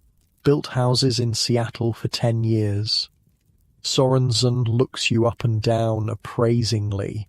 Can you handle a crew? I've led 3-man teams on house builds. Good enough. He extends a hand. $15 a day to start. Sunrise to sunset. I've got more orders for cabins and business buildings than I can handle. Winters come in and half this town's still living under canvas. Just like that, you have a job. The same wage miners make for breaking their backs underground, but working with wood, something you actually know and enjoy. What about you? Sorensen asks Harris. You know lumber? Harris shakes his head. I'm a miner, but I'll find something. You part ways, agreeing to meet back at the boarding house by evening. Harris heads toward the saloons, where labor recruiters often look for workers. You follow Sorensen to a construction site on King Street, where the frame of a large building is taking shape. Saloon and hotel, Sorensen explains. Owners paying triple for rush completion before hard freeze. Can you start now? By noon, you're leading a team of 4 men, none with formal carpentry training, but all eager to learn. By sunset, you've made significant progress on the wall framing. Sorensen pays you in gold dust, $15 worth, weighed carefully on a small scale. Be back at sunrise, he says. And if you know any other real carpenters, send them my way. You walk back to the boarding house with gold dust in your pocket and a strange mix of emotions. You came all this way to find gold in the ground, yet here you are, earning it with the same skills you had in Seattle. There's irony there, but also reassurance. You may not strike it rich, but you won't starve either. At the boarding house, you find Harris already returned, sitting with Billy at Frank's bedside. Found work at the Northern Saloon, Harris announces. Tending bar, $10 a day plus tips. He doesn't look thrilled. Temporary. Still planning to try my luck at mining come spring. How is he? You ask, nodding toward Frank, who appears to be sleeping. Fever's down a bit, Billy reports. Mrs. Wilkes has been checking on him, says he needs at least 2 weeks of rest. What about you? You ask Billy. Any thoughts on work? The former bank clerk looks uncertain. I'm not much use with tools or physical labor, but I can count and keep books. Plenty of businesses need that, Harris suggests. Start asking around tomorrow. That night, you divvy up your first earnings to pay Mrs. Wilkes for room and board. Even after that, you have enough left to feel the weight of gold in your pocket. It's a good feeling after months of watching your funds dwindle. The next few days fall into a pattern. You work sunrise to sunset at Sorensen's construction sites, learning the peculiarities of building in the far north. The ground is permanently frozen, just inches below the surface. Permafrost, they call it. Buildings can't have conventional foundations or they'll sink when the top layer thaws in summer. Instead, structures are built on wooden pilings or rock footings that sit atop the permafrost.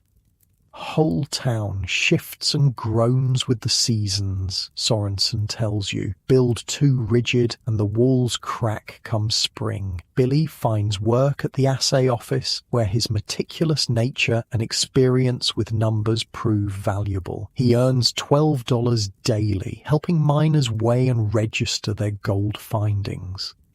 Harris continues tending bar, but spends his free time talking with miners, learning which claims are producing and which aren't. His gold fever hasn't abated despite the realities of Dawson. Frank slowly improves. After a week, he's able to sit up and take short walks around the boarding house.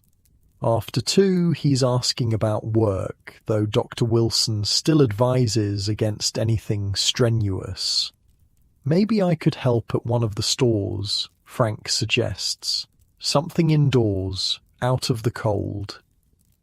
Rest more first, you insist. We're covering the room and board. The work is plentiful and the pay is good, but expenses in Dawson are staggering. A decent meal in a restaurant costs $5. A bottle of whiskey, $20. Basic tools and supplies sell for many times their value. Outside, as the locals refer to the world beyond the Yukon. One evening, about 3 weeks after your arrival, Harris bursts into the room with unusual excitement. "I've got us a chance," he announces. "Partial claim on Hunker Creek. Guy named Peterson is selling half interest for $800. Says it's producing $20 to $30 a day." You eye him skeptically. "If it's producing that well, why sell?" He needs capital for equipment before winter sets in, wants to sink a deep shaft, chase the pay streak underground. Harris paces the small room. "I've asked around. Peterson's straight, not known for salting claims or other tricks. This could be our chance to actually mine, like we came here to do." The four of you discuss it late into the night. $800 is a fortune, far more than your combined savings. But if the claim is legitimate, it could pay back quickly.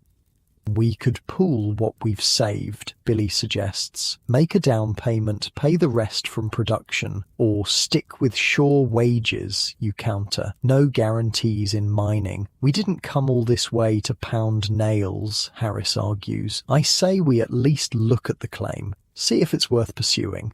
The next day is Sunday, your only day off. Harris arranges for Peterson to take you to Hunker Creek, about 12 miles from Dawson. Frank insists on coming despite his lingering weakness. Peterson meets you at the edge of town with a dog sled. 6 powerful huskies harnessed to a wooden sledge. The ground has frozen solid enough for good sledding, though there's only a dusting of snow. "Dogs can pull all 4 of you," Peterson assures you. "Climb on and hold tight." The ride is smoother than expected once you're clear of town. The dogs maintain a steady pace, following the well-travelled trail to the creek. Peterson stands at the back, using a long pole to steer and occasionally brake on downhill stretches. "Worked 40 mile before the Klondike strike," he tells you over his shoulder, referring to an older mining district. "Been up here 8 years now. Got a good eye for promising ground." Hunker Creek, when you reach it, is a narrow waterway winding through a shallow valley. Unlike your mental image of prospectors panning in rushing streams, the creek is now mostly frozen. Along its length, men work at various types of mining operations, some still washing gravel in pans or sluice boxes where they've broken through the ice, others focused on digging shafts into the banks. Peterson's claim is about halfway up the creek, a standard 500-foot section along the waterway. A small cabin sits on the bank, smoke curling from its chimney. Nearby, a shaft disappears into the ground, its entrance framed with timber.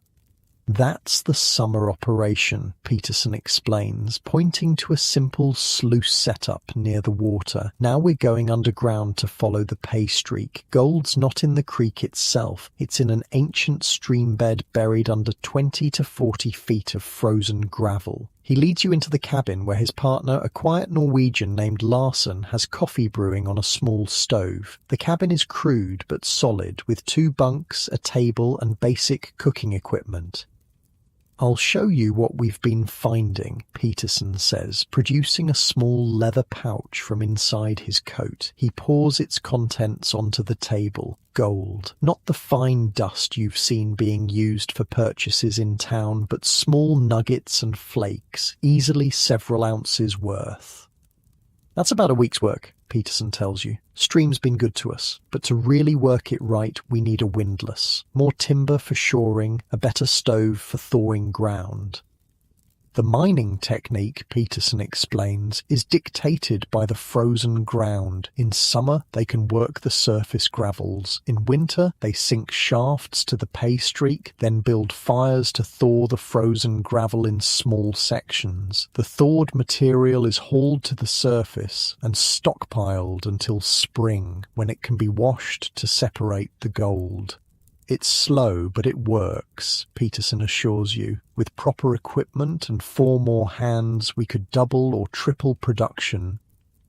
After coffee, he takes you to the shaft. It's about 30 feet deep, accessed by a notched log ladder. At the bottom, a tunnel extends horizontally, following what Peterson claims is the richest part of the pay streak. Harris is visibly excited, asking detailed questions about gold recovery and ground conditions. Frank, still weak, stays mostly silent but watches everything carefully. Billy seems overwhelmed by the technical aspects but impressed by the gold you've been shown.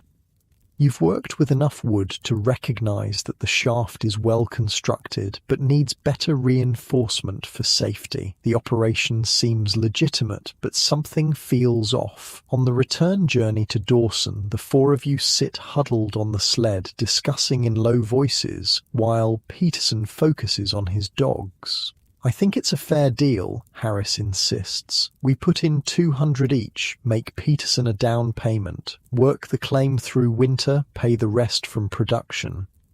Why's he really selling, you ask? If that shaft is hitting good pay, no miner would give up half unless something's wrong. He explained, needs capital for equipment, Harris counters. Makes perfect sense. Maybe, you concede. But I've built enough houses to know when someone's hiding structural problems. Something about this deal feels patched together.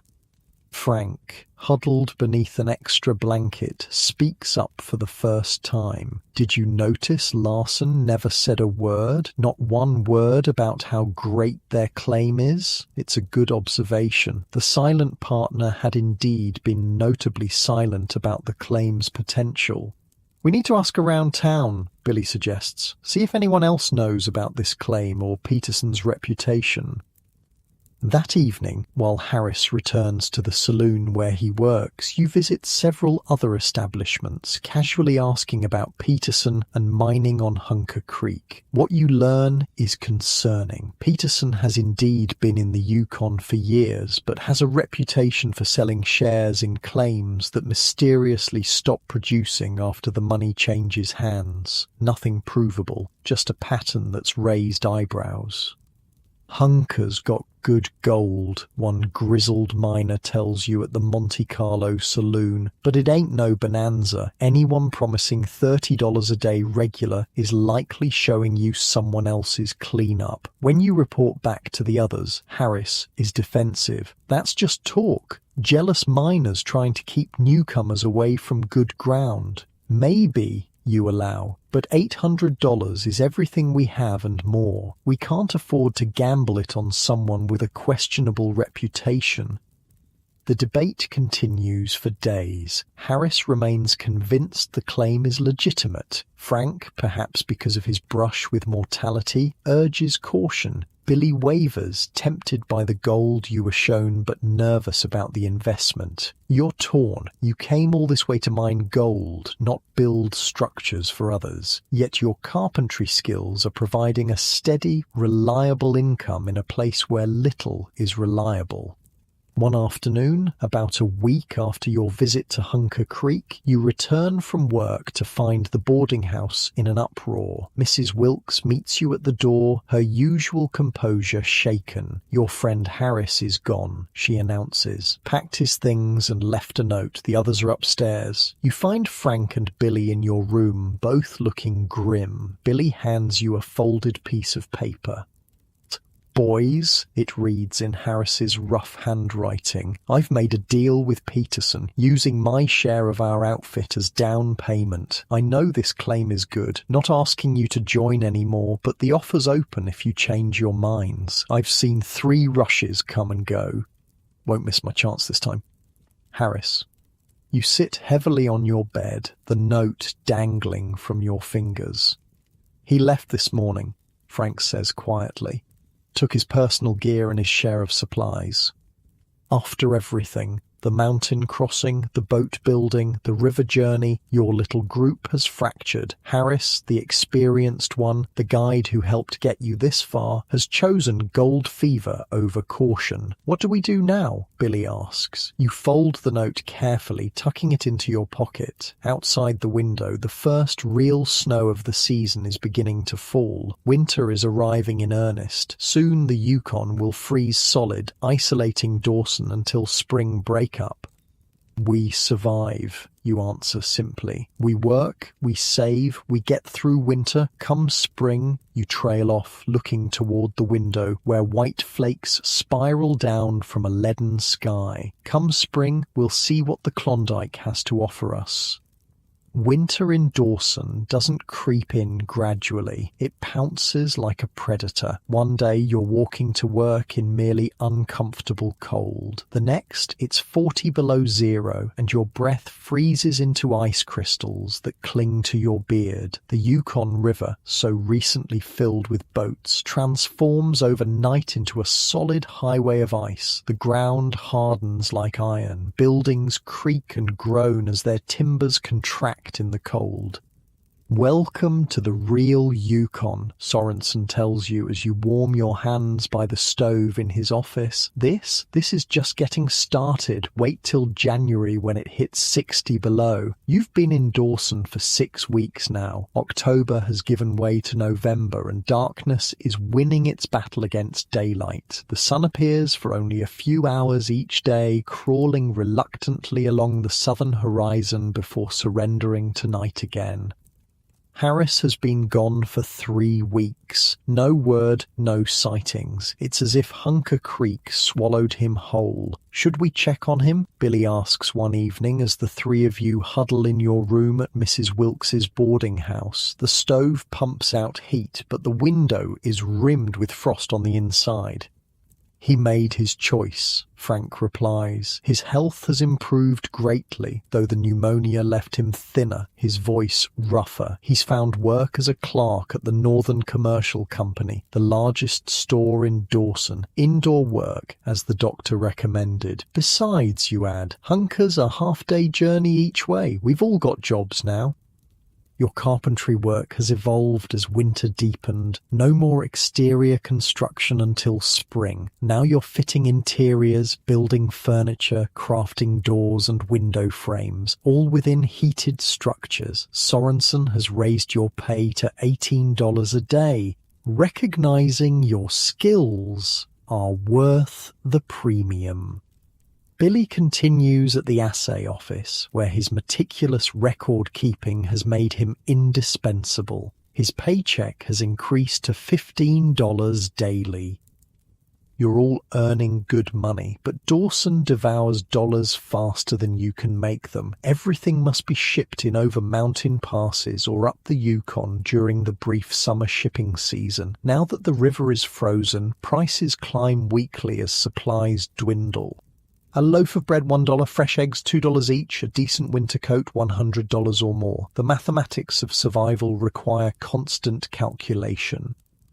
I heard another man froze to death last night, Billy says, pulling his blanket tighter around his shoulders. Found him this morning outside the Monte Carlo. They say he was drunk, fell asleep in a snowbank. 4th one this month, Frank notes grimly. Death is Dawson's constant companion as winter deepens. Men freeze when caught in sudden blizzards or after too much whiskey. Scurvy appears among those who didn't properly prepare with vegetable supplies. Cabin fever drives some to violence or madness. The cemetery on the hill grows steadily, yet life continues with surprising vigor. Dawson refuses to hibernate. Ever seen anything like it? You ask Mrs. Wilkes one morning as you shovel the path to her front door. The thermometer reads 30 below, but the streets are still busy with men hauling goods, miners heading to or from their claims, dog teams pulling sleds loaded with supplies or firewood. Nothing stops gold, she replies, wrapping her shawl tighter. Not even winter. Mrs. Wilkes has become something of a surrogate mother to your diminished group. Her stern exterior hides a practical kindness. She makes sure you're properly dressed for the cold, offers advice on avoiding frostbite, even darns your socks when she thinks you're not looking. You've learned her story in fragments over shared meals. She came north with her husband during an earlier, smaller rush at 40 Mile. When he died of pneumonia, she stayed, eventually establishing this boarding house in the early days of Dawson. She owns the building outright, one of the few women in town to have independent property and business. "You boys are lucky," she tells you one evening as you share dinner in her kitchen. "Most who came over the passes this summer are living in tents or shacks, burning through their supplies too fast. They'll be starving by February. Are we still getting supply ships before spring?" Frank asks. Mrs. Wilkes shakes her head. "River's frozen solid. Nothing gets in till May at the earliest. What's here is all we have." This grim reality hangs over Dawson. Despite the wild prosperity of the gold-rich claims, the town exists on a knife edge of potential disaster. If the food supplies run critically low, no amount of gold dust will fill empty stomachs. Thankfully, the Northwest Mounted Police anticipated this problem. They've been strict about the one-year supply requirement for stampeders, turning back anyone attempting to enter without adequate provisions. This foresight may save thousands from starvation. December arrives with deepening cold and near-constant darkness. The sun appears for just a few hours each day, painting the snow with pale golden light before surrendering again to the long night. Northern lights dance across the sky in ghostly ribbons of green and blue. Work continues despite the brutal conditions. The demand for skilled carpentry never diminishes. You've gained a reputation as one of the best woodworkers in Dawson, with wealthy claim owners requesting you specifically for their projects. One such project brings unexpected news.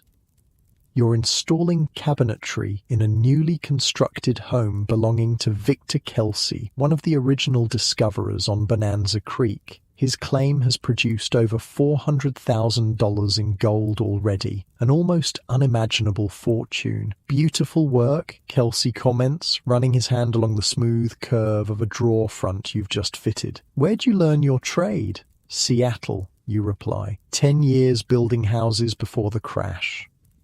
"Lucky for me, the economy went bad, or you'd never have come north." He chuckles, then adds, "Heard some news you might find interesting. Fellow at the recording office mentioned some partners had a dispute over a claim on Hunker Creek. Peterson and someone called Harris." Your hands freeze in mid-motion. "Harris? What happened?" "Usual story. Claim didn't produce as promised. New partner accused Peterson of salting the samples. Peterson denied it. Almost came to gunplay from what I heard." "And then?" you prompt when Kelsey pauses. "Then nothing. Just another Dawson dispute. Recording office gets a dozen like it every week." That night you share the news with Frank and Billy. "Should we go out there?" Billy asks immediately. "See if he needs help?" Frank shakes his head. Harris made his bed, and he's not exactly helpless. Been through more northern winters than the three of us combined.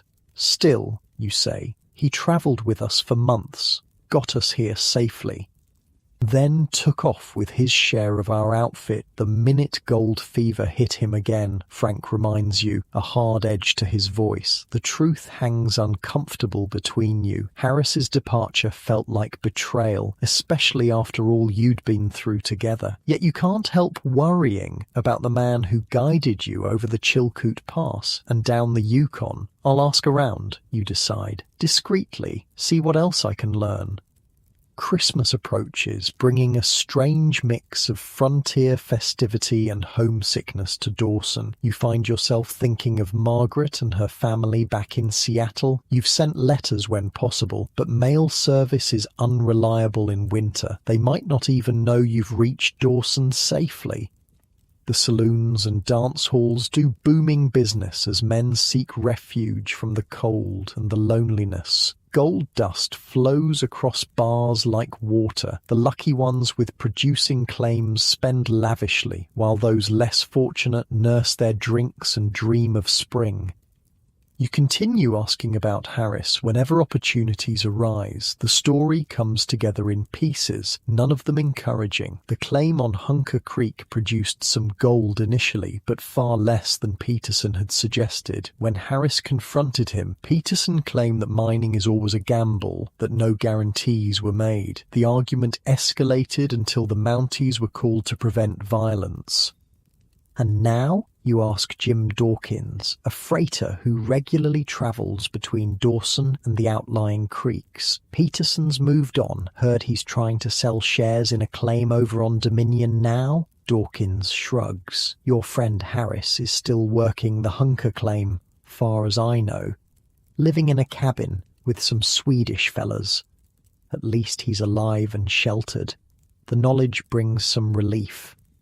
Christmas Eve arrives with a celebration that defies the brutal cold outside. Mrs. Wilkes prepares a special dinner for her boarders, canned ham with preserved vegetables, dried apple pie, and even a small bottle of blackberry wine she's been saving for a special occasion. To absent friends and family, she toasts, raising her glass. May they be safe and warm. You drink to that, thinking of Margaret, of Harris, of the thousands of other stampeders scattered across the Klondike, all chasing the same golden dream. After dinner, the three of you join the crowds on Front Street, where bonfires have been lit and men gather to sing carols, share whiskey, and pretend for a moment that they're not thousands of miles from home in the darkest, coldest place imaginable.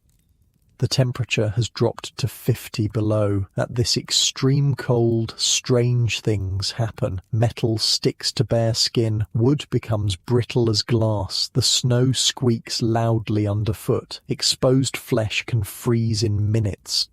Yet the celebrations continue. A group of miners has rigged up a Christmas tree of sorts, a spruce draped with gold nuggets, ribbons, and small bottles of whiskey as ornaments. Men take turns shouting toasts to the crowd, their breath forming clouds of ice crystals in the firelight. To the Klondike, someone calls. May she yield up all her treasure. To the spring thaw, shouts another. May it come before we all go mad. You're about to suggest returning to the warmth of Mrs. Wilkes's house when a commotion erupts near the Monte Carlo saloon. A dog team has arrived, the animals frosted with ice, their driver similarly encrusted. Men gather around as the newcomer staggers from his sled. News from outside, someone shouts. He's brought mail. The driver, bundled so thoroughly that only his eyes are visible, confirms this with a nod. Special Christmas run from Skagway, he announces, his voice muffled by layers of scarves, mail and newspapers. The crowd surges forward. News from the outside world is as precious as gold in winter, isolated Dawson. You join the rush, heart suddenly pounding at the thought of word from home. The mail distribution is chaotic but surprisingly efficient. A Mountie takes charge, calling out names from bundled letters. By some miracle, there's one for you, the envelope addressed in Margaret's neat handwriting. You retreat to the relative quiet of a storefront porch to read it, hands shaking with more than cold as you carefully open the envelope. The letter is dated October 15th, already more than 2 months old. Margaret writes that they're all well, that Robert's carpentry business has improved slightly with the economy, that the children ask about you constantly. She's received your earlier letters describing the journey to Dyer and over the Chilkoot, but nothing since. "We pray daily for your safety," she writes. "The newspapers are full of stories about the hardships in the Klondike. Please tell us you're well and that this mad adventure has been worth the risk. Has it been worth it, standing in the bitter cold of a Yukon winter? Thousands of miles from home, without a single gold claim to your name, you're not sure how to answer." The letter concludes with news that hits you like a physical blow. Father passed away in September. A stroke, the doctor said. It was quick and he felt little pain. He spoke of you near the end, Thomas. Said he was proud of your courage, even if he thought your gold-seeking foolish. Your father. Gone. And you, chasing gold in the frozen north, weren't there to say goodbye. You fold the letter carefully, tucking it inside your coat, close to your heart. Around you, other men are having similar moments, reading precious words from home, faces reflecting joy or sorrow or something in between. The cold suddenly feels more penetrating. You make your way back to the boarding house, the celebrations continuing behind you, now a discordant noise against your grief. Frank and Billy are already back when you arrive, warming themselves by the stove. One look at your face tells them something's wrong. "My father died," you say simply, "back in September." They both know what it means, that you weren't there, couldn't be there, might not have come if you'd known. "I'm sorry, Thomas," Frank says, the usual edge gone from his voice. Truly. That night, sleep eludes you. You stare at the frost patterns on the window, thinking about paths taken and not taken, the gold that drew you north, the family left behind, the man you were in Seattle and the man you've become in this harsh, beautiful, terrible place. The next day, Christmas, dawns clear and brutally cold. The thermometer outside Mrs. Wilkes's kitchen window reads 60 below zero. At this temperature, the air itself seems to crystallize. Each breath feels like inhaling shards of glass. Work has stopped for the holiday. Most of Dawson sleeps late, nursing hangovers from the previous night's celebrations. You rise early, restless with thoughts of home and loss. Mrs. Wilkes finds you in the kitchen, staring into a cup of coffee. "Bad news in your letter?" she asks, her usual brusqueness softened with genuine concern. "My father died while I was on the trail here." She nods, understanding without need for further explanation. "Many have lost family while chasing dreams up here. It's the price we pay." "Is it worth it?" you ask suddenly. "All this madness, the cold, the isolation, the risk. Does anyone really win?" Mrs. Wilkes considers this as she stokes the kitchen stove. "Some find gold," she says finally. "Some find themselves. Some find nothing but hardship. But we all find something." "What did you find?" you ask. A ghost of a smile crosses her face. "Independence. After my husband died, I could have gone back to Oregon, lived with my sister. Instead, I built this place, my place." She gestures around the kitchen. "In Dawson, no one cares that I'm a widow. No one expects me to remarry or fit some mold. I'm just Mrs. Wilkes, who runs the best boarding house on 2nd Street. Her words stay with you as Christmas Day unfolds. Frank and Billy rise late. You share a simple breakfast, exchange small gifts, a new notebook for Billy, hand-carved pipe for Frank, woolen socks for you, practical things, frontier gifts. In the afternoon, a knock at the door reveals an unexpected visitor. Bundled almost beyond recognition, beard and eyebrows white with frost, stands Harris. For a moment, no one speaks. Then Mrs. Wilkes breaks the silence. "Don't let all the heat out," she scolds, pulling Harris inside. "And stomp those boots before you track snow everywhere." Harris complies automatically, then slowly unwraps layers of scarves from his face. He looks older, more weathered than when he left. His eyes have that hollow look that comes from disappointment.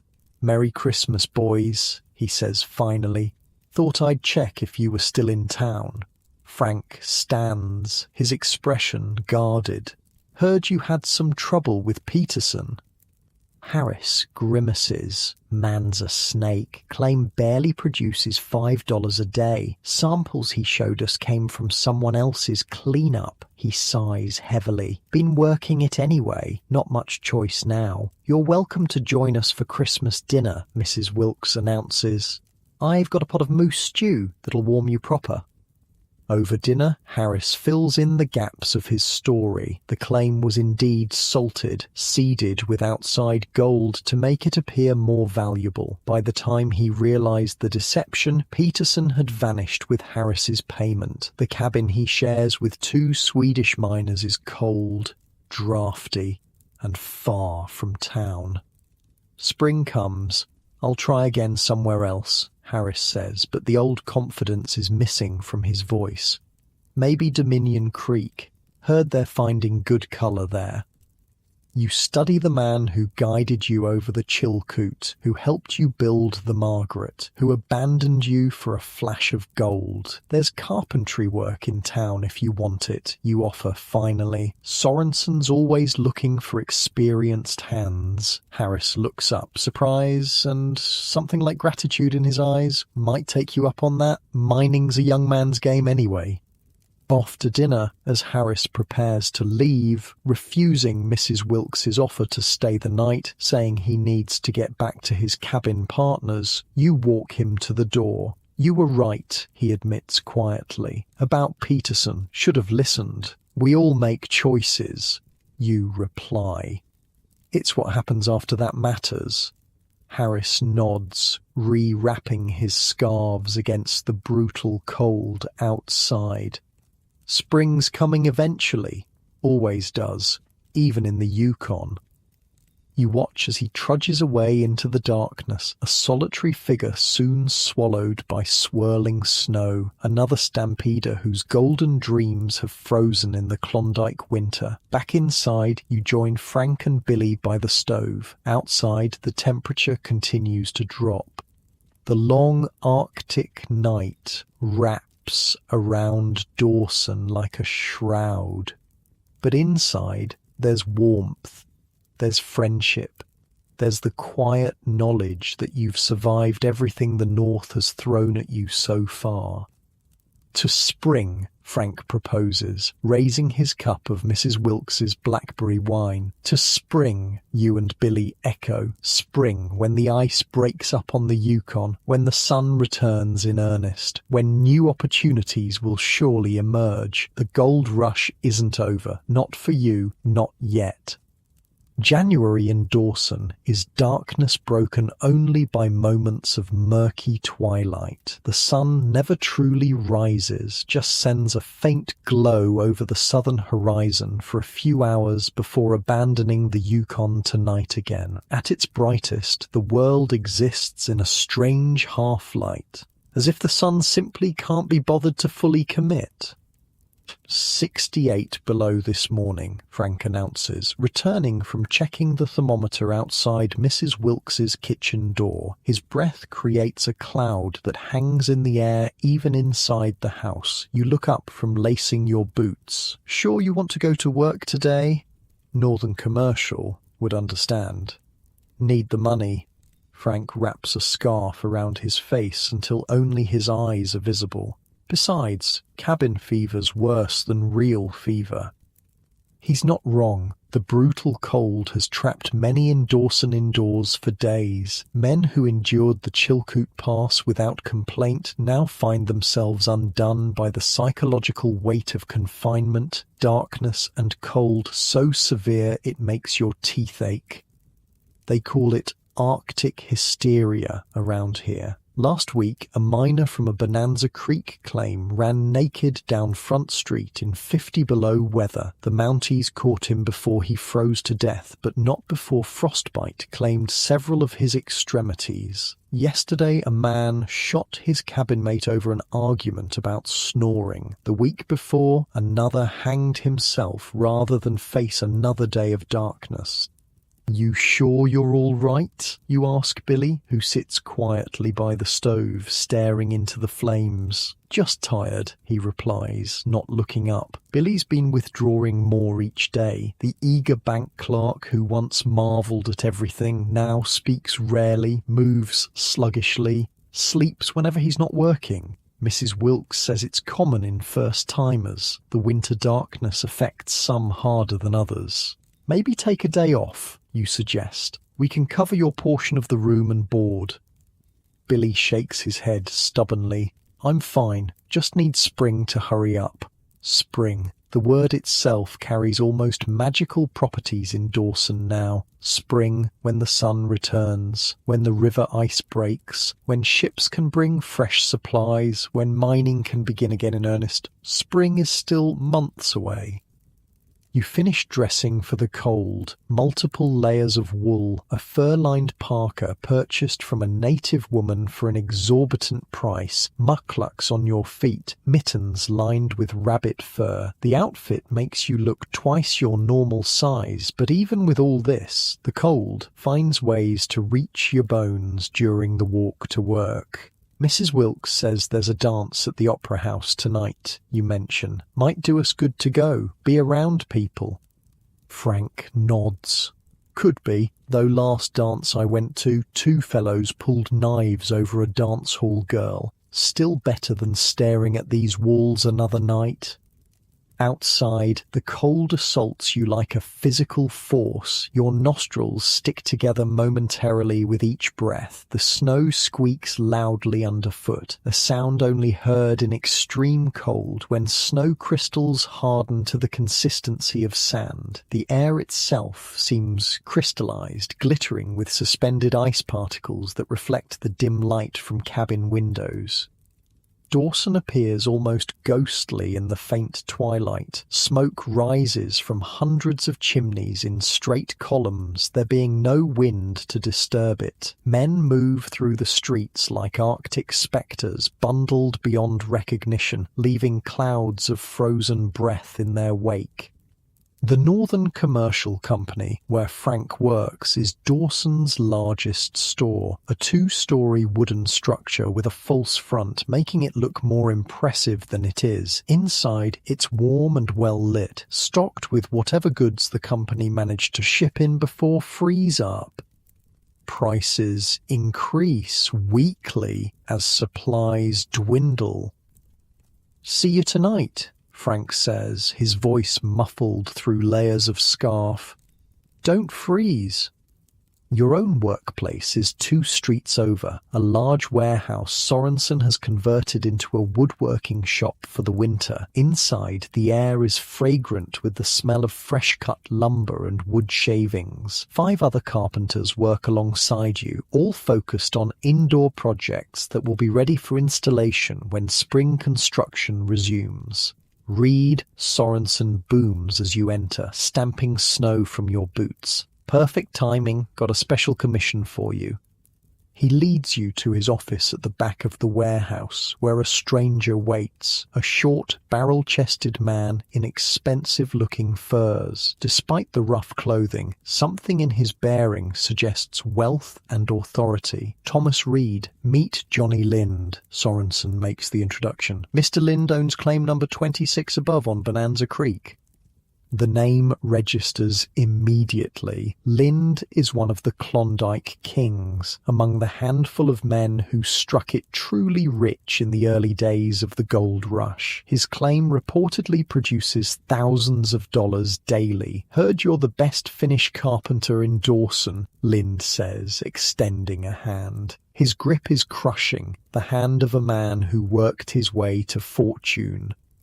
Mr. Lind is building a new house, Sorensen explains. Wants the finest woodwork for the interior, carved staircase, panelled walls, the works. Spent enough winters in shacks, Lind says with a grin. Time for something proper. Can you handle the job? Yes, sir, I worked on some of Seattle's finest homes before coming north. Good. I pay well for quality work. Double the going rate plus bonuses for exceptional craftsmanship. The commission is a godsend. Steady, high-paying work that will see you through the winter and beyond. By the time you leave Sorensen's office with sketches and specifications, your spirits have lifted considerably despite the cold and darkness outside. That evening you return to Mrs. Wilkes's to find Harris sitting at the kitchen table deep in conversation with Billy. Harris, you greet him, surprised. Didn't expect to see you again so soon. He looks slightly embarrassed. Came to ask about that carpentry work you mentioned. Swede brothers I was bunking with decided to sell the claim, head back to Skagway. Cabins sold along with it. You're welcome to the floor space in our room until you find something you offer, surprising yourself with the ease of forgiveness. Mrs. Wilkes charges extra for board, but it's reasonable. Harris nods gratefully. Won't be for long, just need to get back on my feet. The four of you, Frank, Billy, and now Harris again, attend the dance at the Dawson Opera House that night. The grandly named venue is actually just a large wooden building with a stage at one end, but tonight it's transformed into a wonderland of warmth and light. Coal oil lamps and candles illuminate every corner. A small band plays fiddles and a piano that somehow survived the journey over the Chilkoot. The crowd is predominantly male, but several dozen women are present. A mix of dance hall girls, wives who followed their husbands north, and the few female entrepreneurs who've established businesses in Dawson. Most remarkable is the atmosphere. For a few hours, the crushing winter darkness is forgotten. Men who might normally eye each other with suspicion as potential claim jumpers now laugh together, share drinks, swap stories. The normal hierarchies of wealth temporarily dissolve as successful mine owners mingle with ordinary labourers. Even Billy seems to revive somewhat, the colour returning to his face as he watches the dancers. Go on, you encourage him. Ask someone to dance. He shakes his head, suddenly shy again. I don't know how. Perfect time to learn. Look at Harris. Harris has already found a partner, a plump, cheerful woman who runs the bakery on York Street. They whirl somewhat clumsily among the more practiced dancers. I think I'll just watch, Billy insists. Later, as you're enjoying a cup of surprisingly good coffee near the refreshment table, Johnny Lind appears at your elbow. Oh, Reed, he nods in greeting. Didn't expect to find my carpenter at a dance. Even carpenters need a break from the darkness, Mr. Lind. He laughs, a booming sound that turns heads nearby. True enough, winter gets to everyone eventually. He gestures around the room. Look at 'em all. Rich, poor, smart, stupid, all came north for the same reason. Gold, you say simply.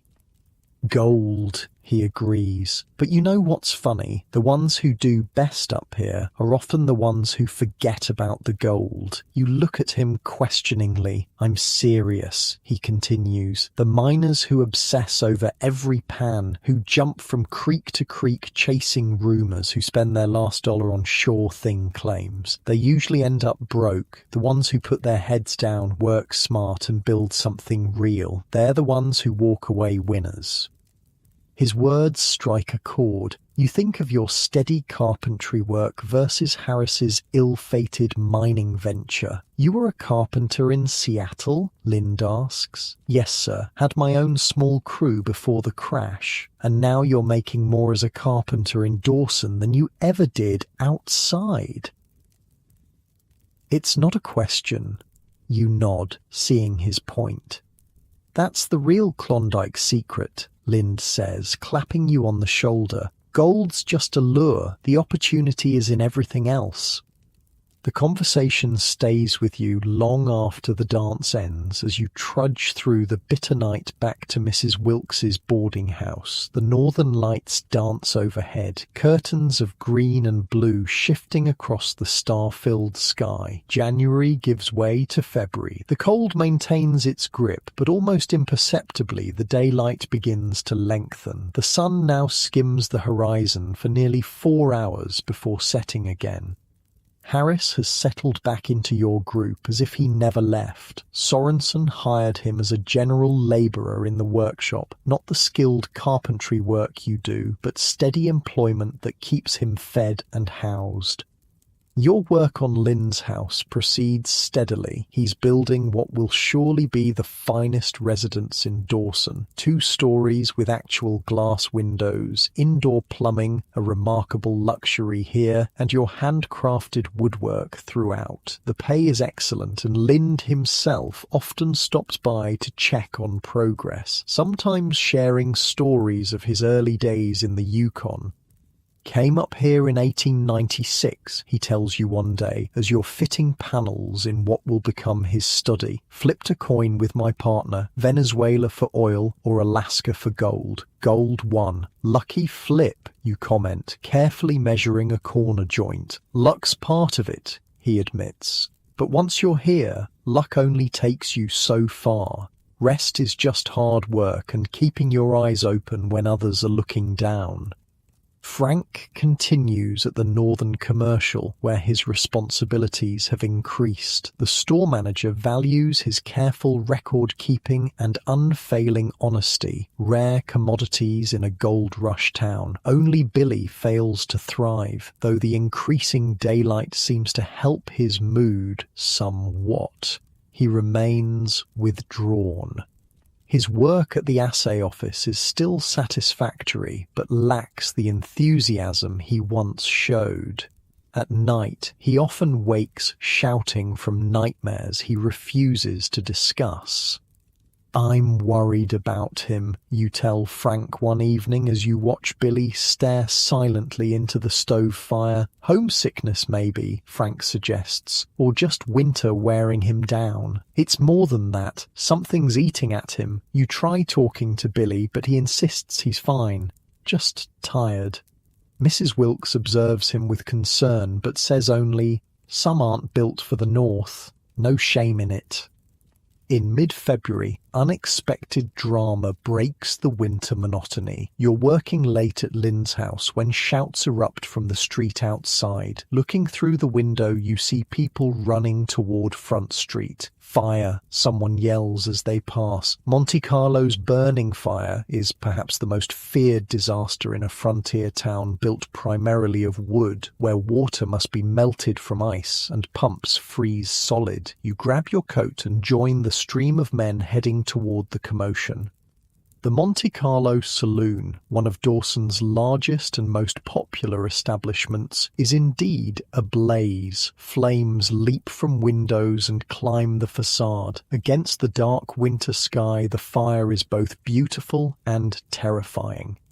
A bucket brigade has formed, passing water from a hole chopped in the Yukon River ice. The effort seems futile. The fire is already too intense, and water freezes in the buckets before reaching the flames. The extreme cold that makes life so difficult also slows the fire's spread, creating an eerie standoff between opposing elemental forces. "Everyone out?" you ask a man next to you in the crowd. "Think so. Place was full, but they got people out the back when it started in the kitchen." As you watch the Monte Carlo burn, you spot Johnny Lind organizing a group of men to wet down adjacent buildings, preventing the fire from spreading. "Reed," he shouts when he sees you. "Good man. Need all hands. Grab that axe and help clear that snowbank. We need to make a fire break."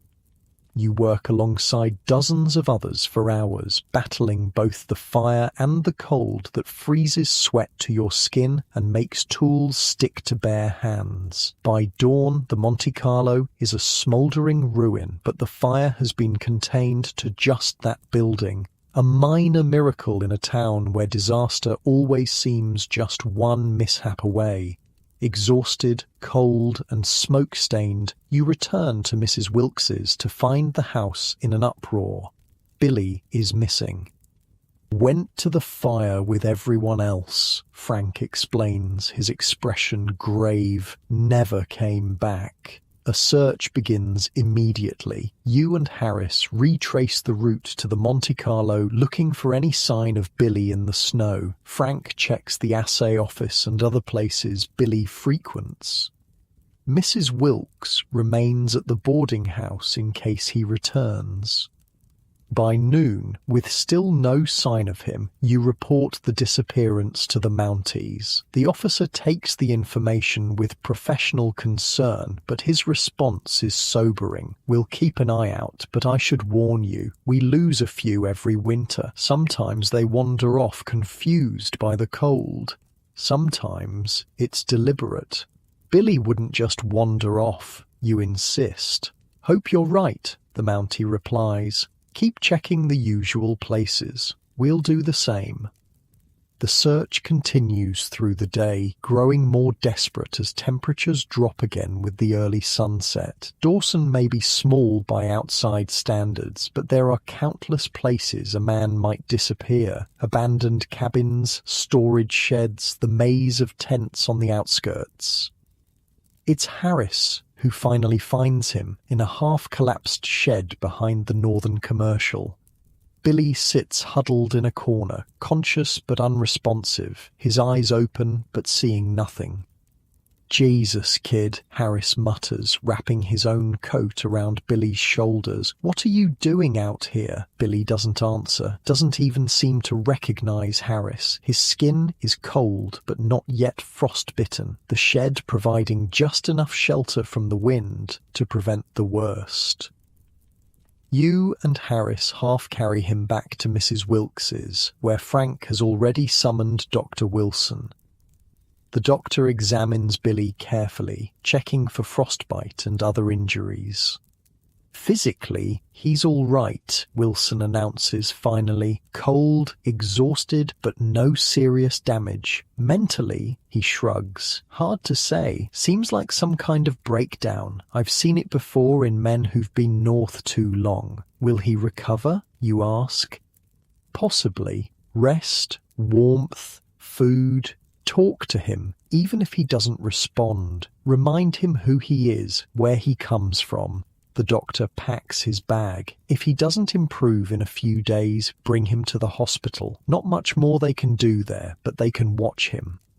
For the next several days, one of you stays with Billy at all times. Mrs. Wilkes prepares special broths and teas, coaxing him to eat small amounts. Gradually, he begins to respond, first just to his name, then with single-word answers to questions. On the fourth day, as you sit reading aloud from an old Seattle newspaper, Billy suddenly speaks clearly. "I can't stay here." You look up, startled by the coherence. "Billy?" His eyes are focused now, present in a way they haven't been for days. "I can't stay in Dawson, in the Yukon. I'll die here." "You're not going to die," you assure him. "You're getting better." He shakes his head. "Not the cold, not sickness. It's this place, the darkness, the isolation. I feel it eating away at me. Each day a little more gone." You sit quietly, letting him talk. "I thought I was strong enough. Thought if I could make it over the Chilkoot, I could handle anything." His voice breaks slightly. "But I can't. Not another day. Spring's coming," you offer. "Sun's already coming back. Doesn't matter. Even in full summer, we're still at the edge of the world. I need to go home." The conviction in his voice makes it clear this isn't just the rambling of a sick man. Billy has reached a breaking point that many stampeders face, the moment when they must decide if the Klondike dream is worth the cost. How, you ask practically? The passes are snowed in, rivers frozen, no one's getting out until spring breakup. I'll wait if I have to. Work, save money for passage. But when the river opens, I'm going home. You nod slowly. If that's what you need to do, we'll help you get ready. Billy's decision forces each of you to confront your own plans. That night, after Billy has fallen asleep, you sit with Frank and Harris in Mrs. Wilkes's kitchen, talking in low voices. Kid's probably right to go, Harris admits. Klondike's not for everyone. What about you? Frank asks him. Still planning to try mining again come spring? Harris stares into his coffee cup. Don't know anymore. Been at this game a long time. Lost more than I've found. And you? You ask Frank. He shrugs. Northern Commercial offered me a permanent position. Good pay, chance for advancement. Might stay at least another year. The question hangs in the air. What about you, Thomas? You consider your options. The carpentry work is plentiful and well paid. Lind has hinted he might have more projects after his house is completed. You could save substantial money in another year. But there's Margaret's letter, the news of your father, the family left behind. There's Seattle, where you once had your own business, your own dreams. Outside, the aurora borealis dances across the northern sky, casting ghostly light through the kitchen window. February is waning. March will bring more daylight, slightly warmer temperatures. April will see the sun remaining above the horizon for most of the day. And May will bring the spring break-up, when the Yukon ice fractures with sounds like artillery fire, when the river flows again, when ships can once more connect Dawson to the outside world. Decision time approaches, but it isn't here quite yet. For now, there's still winter to survive, work to complete, money to earn, and friends to support through the darkest season of the Klondike. March arrives with light that feels like a gift after the endless dark. The sun not only appears but actually climbs the sky, casting real shadows, bringing real warmth. Temperatures rise from the brutal 60 below to a practically balmy 0. Men shed their heaviest furs. Icicles drip from eaves. The world begins, ever so slowly, to thaw. Billy improves with the lengthening days. The vacant stare disappears, replaced by quiet determination. He works diligently at the assay office, saving every dollar for his passage home. In the evenings, he writes long letters to his family in Portland, describing the journey north in meticulous detail, perhaps trying to make sense of it all through the telling. Frank thrives at the Northern Commercial Company. His careful bookkeeping has caught the attention of company officials, earning him a promotion to assistant manager. The store prepares for the spring rush, the flood of new supplies and new stampeders that will arrive once the river opens. Harris has found his place in Sorensen's workshop. His mining dreams haven't entirely faded, but they've tempered with reality. Maybe next year, he says sometimes, but without the feverish conviction of before. And you've completed the interior woodwork for Lynn's house, a showcase of craftsmanship that has earned you a reputation as Dawson's premier carpenter. Your days are filled with new commissions, your pockets with gold dust. Yet, as spring approaches, questions nag at you. Stay or go? Continue in this strange, harsh, occasionally magical place, or return to Seattle with its more predictable comforts and family connections? What would you do, you ask Mrs. Wilkes one evening, as you help her inventory supplies in her pantry? The boarding house is running low on certain items after the long winter, but she's managed her stores carefully. Can't answer that for you, she replies, making a note about the flour barrel. Everyone has their own reasons for staying or leaving, but you stayed after your husband died. She considers this, setting down her pencil. Yes, because I found purpose here. Independence. A life that was truly my own. She studies you with shrewd eyes. The question isn't really about Dawson or Seattle. It's about where you can best become the man you're meant to be. Her words echo in your mind as April unfolds, bringing real thaw. The hard-packed snow on Dawson's streets turns to slush, then mud so deep that men lose boots in it. The constant drip from rooftops becomes a background music to daily life. The Yukon ice darkens, weakening from beneath, though it still holds firm enough to support dog sleds.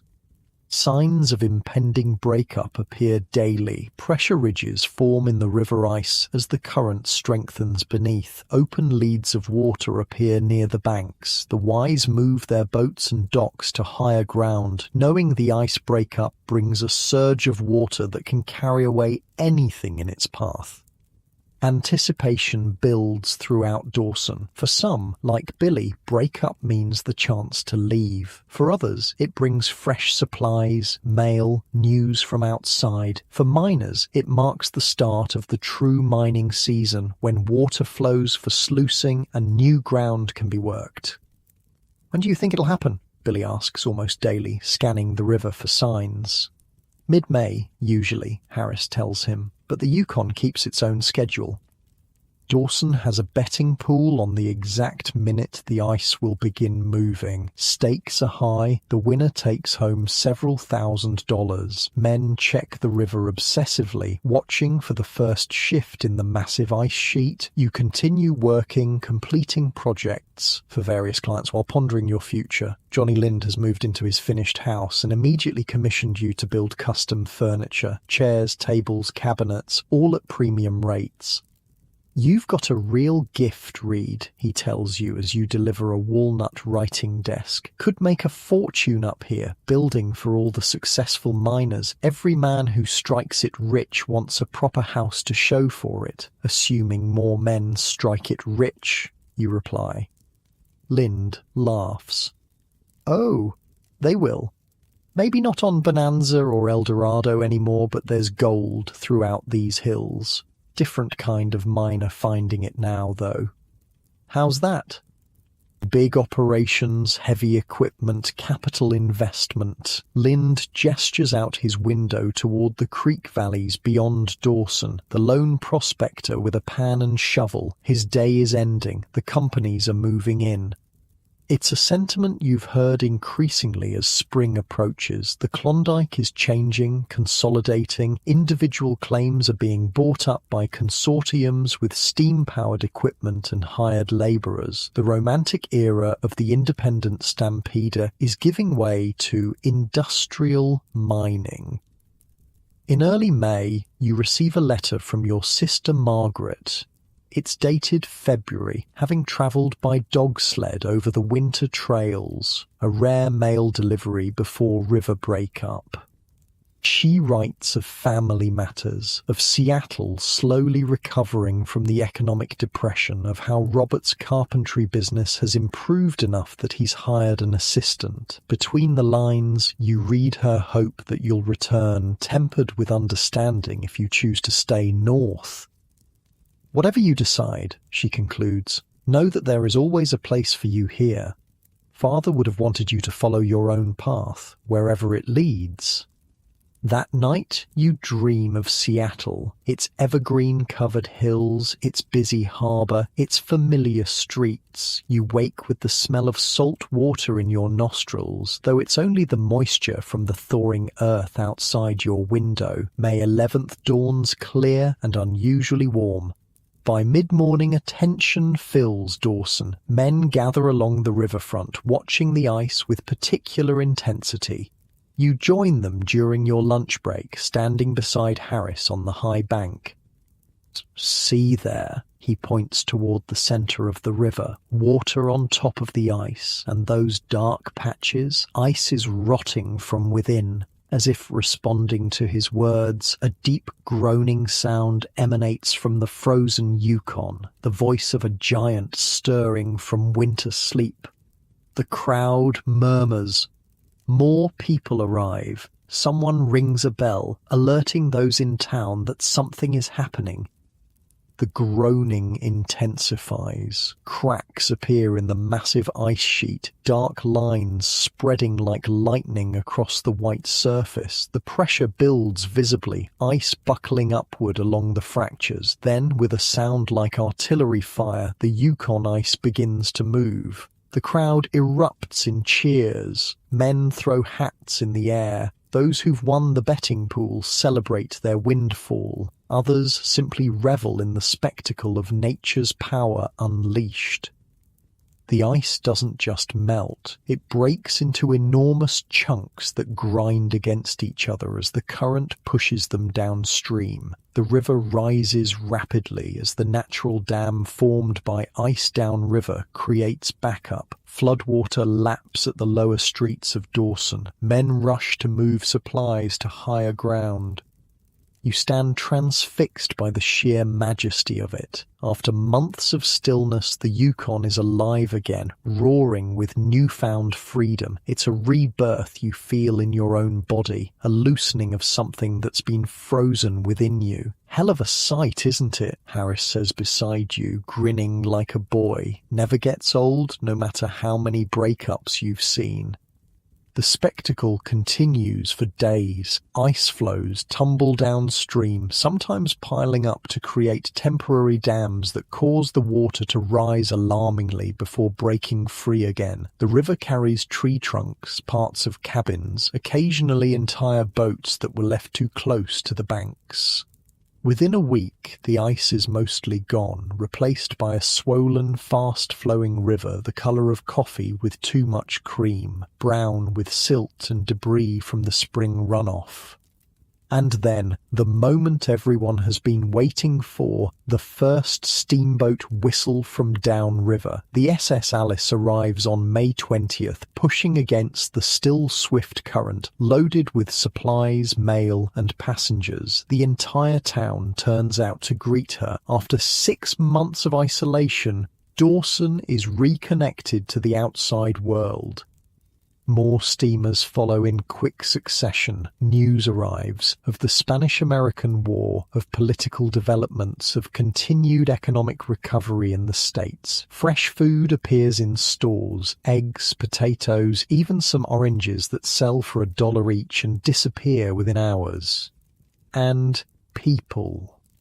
So many people. Despite reports that the best claims are taken, the stampede continues. These new arrivals look so much like you did a year ago, eager, anxious, ill-prepared for what awaits. "Fools," Harris mutters, watching a group struggling up from the docks with obviously inadequate supplies, still thinking they'll just pick gold nuggets from creek beds.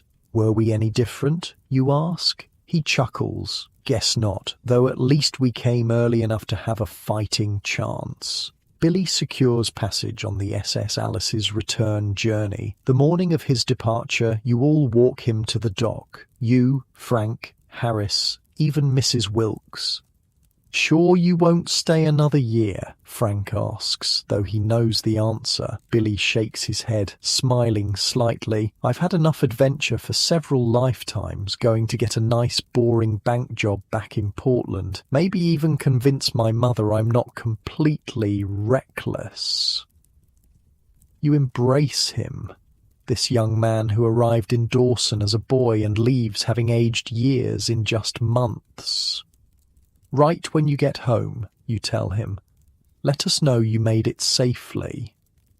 "I will," he promises. "And if you come back through Portland," he leaves the invitation open. As the steamer pulls away from the dock, Billy stands at the rail, waving until he's too small to distinguish among the other passengers. Another stampeder whose northern dream ended differently than planned, but who survived to tell the tale. His departure forces the question you've been avoiding. What about you? With river navigation open, your carpentry skills could easily secure you passage to Seattle. You have substantial savings now, enough to restart your business there, perhaps even expand it beyond what you had before. Margaret and her family wait. Seattle, with its familiar comforts and moderate climate, beckons. Yet Dawson has work for years to come. Lind and others continue commissioning projects at rates unheard of outside. Despite the industrial shift in mining, the town itself is still growing, still building, still needing skilled hands. "What's keeping you up here anyway?" you ask Frank one evening. With Billy gone, you've moved to a smaller room at Mrs. Wilkes's, still sharing with Harris, but with more space now. Frank considers the question carefully. Opportunity, I suppose. Back in Seattle, I was just another unemployed iron worker. Here, I'm assistant manager at the largest store in the Klondike. In a few years, I could be running my own business. Worth the winters? The isolation? For me, yes. Frank studies you. What about you? You've got more reason to go back than any of us. Family, connections. You don't answer immediately, watching the midnight sun cast long shadows through the window. Even at this late hour, Dawson bustles with activity, making up for the forced inaction of winter. "I came for gold," you say finally. "Never found it in the ground, but found it anyway, just not where I expected." June brings full summer to the Yukon, a compressed season of intense activity and growth. Wildflowers carpet the hillsides. The sun barely sets, creating nights of lingering twilight that last just a few hours before dawn returns. Mosquitoes emerge in clouds so thick they can choke a man. The mud of early spring hardens, making the streets passable again. Mining operations run around the clock in the constant daylight. New discoveries on creeks further from Dawson create mini-rushes, though none compare to the original Bonanza finds. Dawson's population swells as steamers arrive daily, then dwindles as disillusioned stampeders head home after finding the best opportunities already claimed. Your decision crystallizes gradually, not in a single moment of clarity, but through a collection of smaller realizations. The satisfaction of creating something with your hands that will outlast you, the fellowship found in shared hardship, the simple pride of surviving where many couldn't. One evening, in late June, you sit on the bench outside Mrs. Wilkes's boarding house, enjoying the warm air and endless northern sunset. Johnny Lind appears, walking up from the direction of the steamboat landing. "Reed," he greets you, taking a seat beside you. "Just the man I wanted to see." "Mr. Lind, how can I help you?" "Been thinking about that furniture you made me. Quality work, better than anything shipped in from outside." He pauses, lighting a cigar. "I've got some business partners opening hotels in Dawson, Skagway, even Nome, where they've found gold on the beach. They need furnishings, lots of them, high quality, built to last." You wait, sensing there's more. "I'm proposing a partnership. You handle the craftsmanship, I handle the business end. We set up a proper workshop, hire assistants, fill these contracts." Lind puffs his cigar. "Could be very profitable for both of us. The offer is unexpected, but somehow feels inevitable. The culmination of skills and opportunities aligning in this unlikely place." "I'd need to think about it," you say, though you already feel certainty growing. "Talk to some people." Lind nods. "Of course. No rush." He stands, brushing dust from his trousers. "By the way, I'm sending a boat up to my new claim on Dominion next week. Harris asked for a spot on it. Seems he's not quite done with mining after all." This surprises you. Harris hasn't mentioned any mining plans recently. That night, you find Harris packing his few belongings in your shared room. "Were you going to tell me?" you ask. He looks up, slightly embarrassed. "Meant to. Just got confirmed today. Lynn's offered me a foreman position at his new operation. Good pay, 10% of production. Thought you were done with mining. Harris shrugs. Thought so too, but it's in my blood, I guess. One more season? See how it goes. You sit on your bed, watching this man who guided you over the Chilkoot Pass, who taught you to navigate the Yukon's waters, who has become something between a mentor and a friend. Think you'll find it this time, the big strike? Doesn't much matter anymore, Harris says, surprising you. Realized something this winter. Been chasing gold so long, I forgot to build anything that lasts. He gestures around the simple room. No home, no family, nothing with my name on it that'll still be here when I'm gone. The admission carries the weight of years of reflection. Not too late, you suggest. Maybe not, he agrees. But first, one more season in the creeks. Some habits die hard. 2 days later, you give Johnny Lind your answer, accepting his partnership offer. The following week, you write to Margaret, explaining your decision to remain in Dawson at least another year.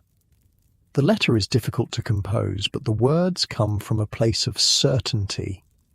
I didn't find what I came looking for, you write, but I found something I wasn't seeking, a place where my skills are valued, where I can build something meaningful. I miss you all terribly, but for now, my path continues here.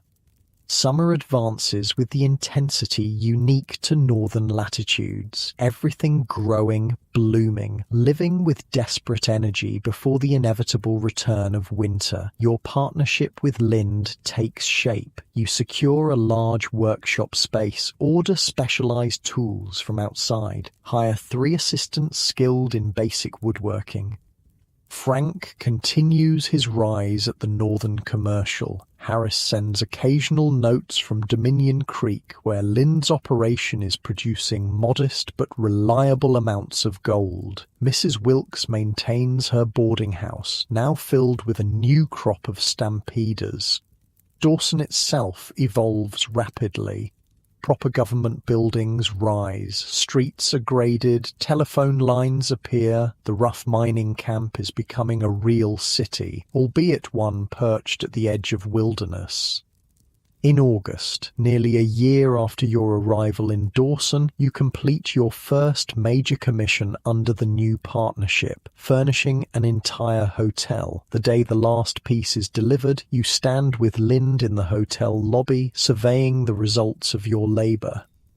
Fine work, Reed. Lind nods approvingly. Worth every penny. Thank you for the opportunity, you reply. Opportunity cuts both ways. You could have gone back to Seattle, been just another carpenter. Here, you're Thomas Reed, finest woodworker in the Klondike. As you walk back to your workshop through streets bathed in late summer sunshine, you reflect on the strange journey that brought you here, the newspaper headline that caught your eye in Seattle, the desperate gamble with borrowed money, the brutal trek over Chilkoot Pass, the boat built with your own hands, the river that nearly killed you, the winter that tested your limits. And now this, not the gold rush fortune you dreamed of, but something perhaps more valuable, a reputation, a skill honed through challenge, a place in this remote community that would never have been possible in the crowded world outside. You stop at the bluff overlooking the Yukon River. Steamboats churn the water, carrying people and supplies to and from this improbable city. Beyond them, the river winds through valleys, flanked by hills turning yellow with approaching autumn. Soon enough, the cycle will begin again. Freeze up, darkness, the long winter wait for spring. But you're no longer afraid of what winter brings. You've survived it once. You can survive it again. As the northern sun warms your face, you silently thank whatever impulse, whatever madness, whatever twist of fate led you to join this strangest of migrations. The Klondike hasn't made you rich in the way you imagined, but it has given you something the thousands who turned back never found. It has given you a story worth telling, a challenge met, a self discovered. And in the land of gold, that might be the richest find of all. The soft breeze off the river washes over you, carrying the scent of spruce and distant mountains. Your muscles relax as you breathe deeply, letting the tension of the long journey finally release. The endless summer sky above feels like a blanket, gently laying across your consciousness, inviting rest after a season of endless labor. Your eyelids grow heavy, just like they might be now as you drift toward the peaceful sleep you've so richly earned.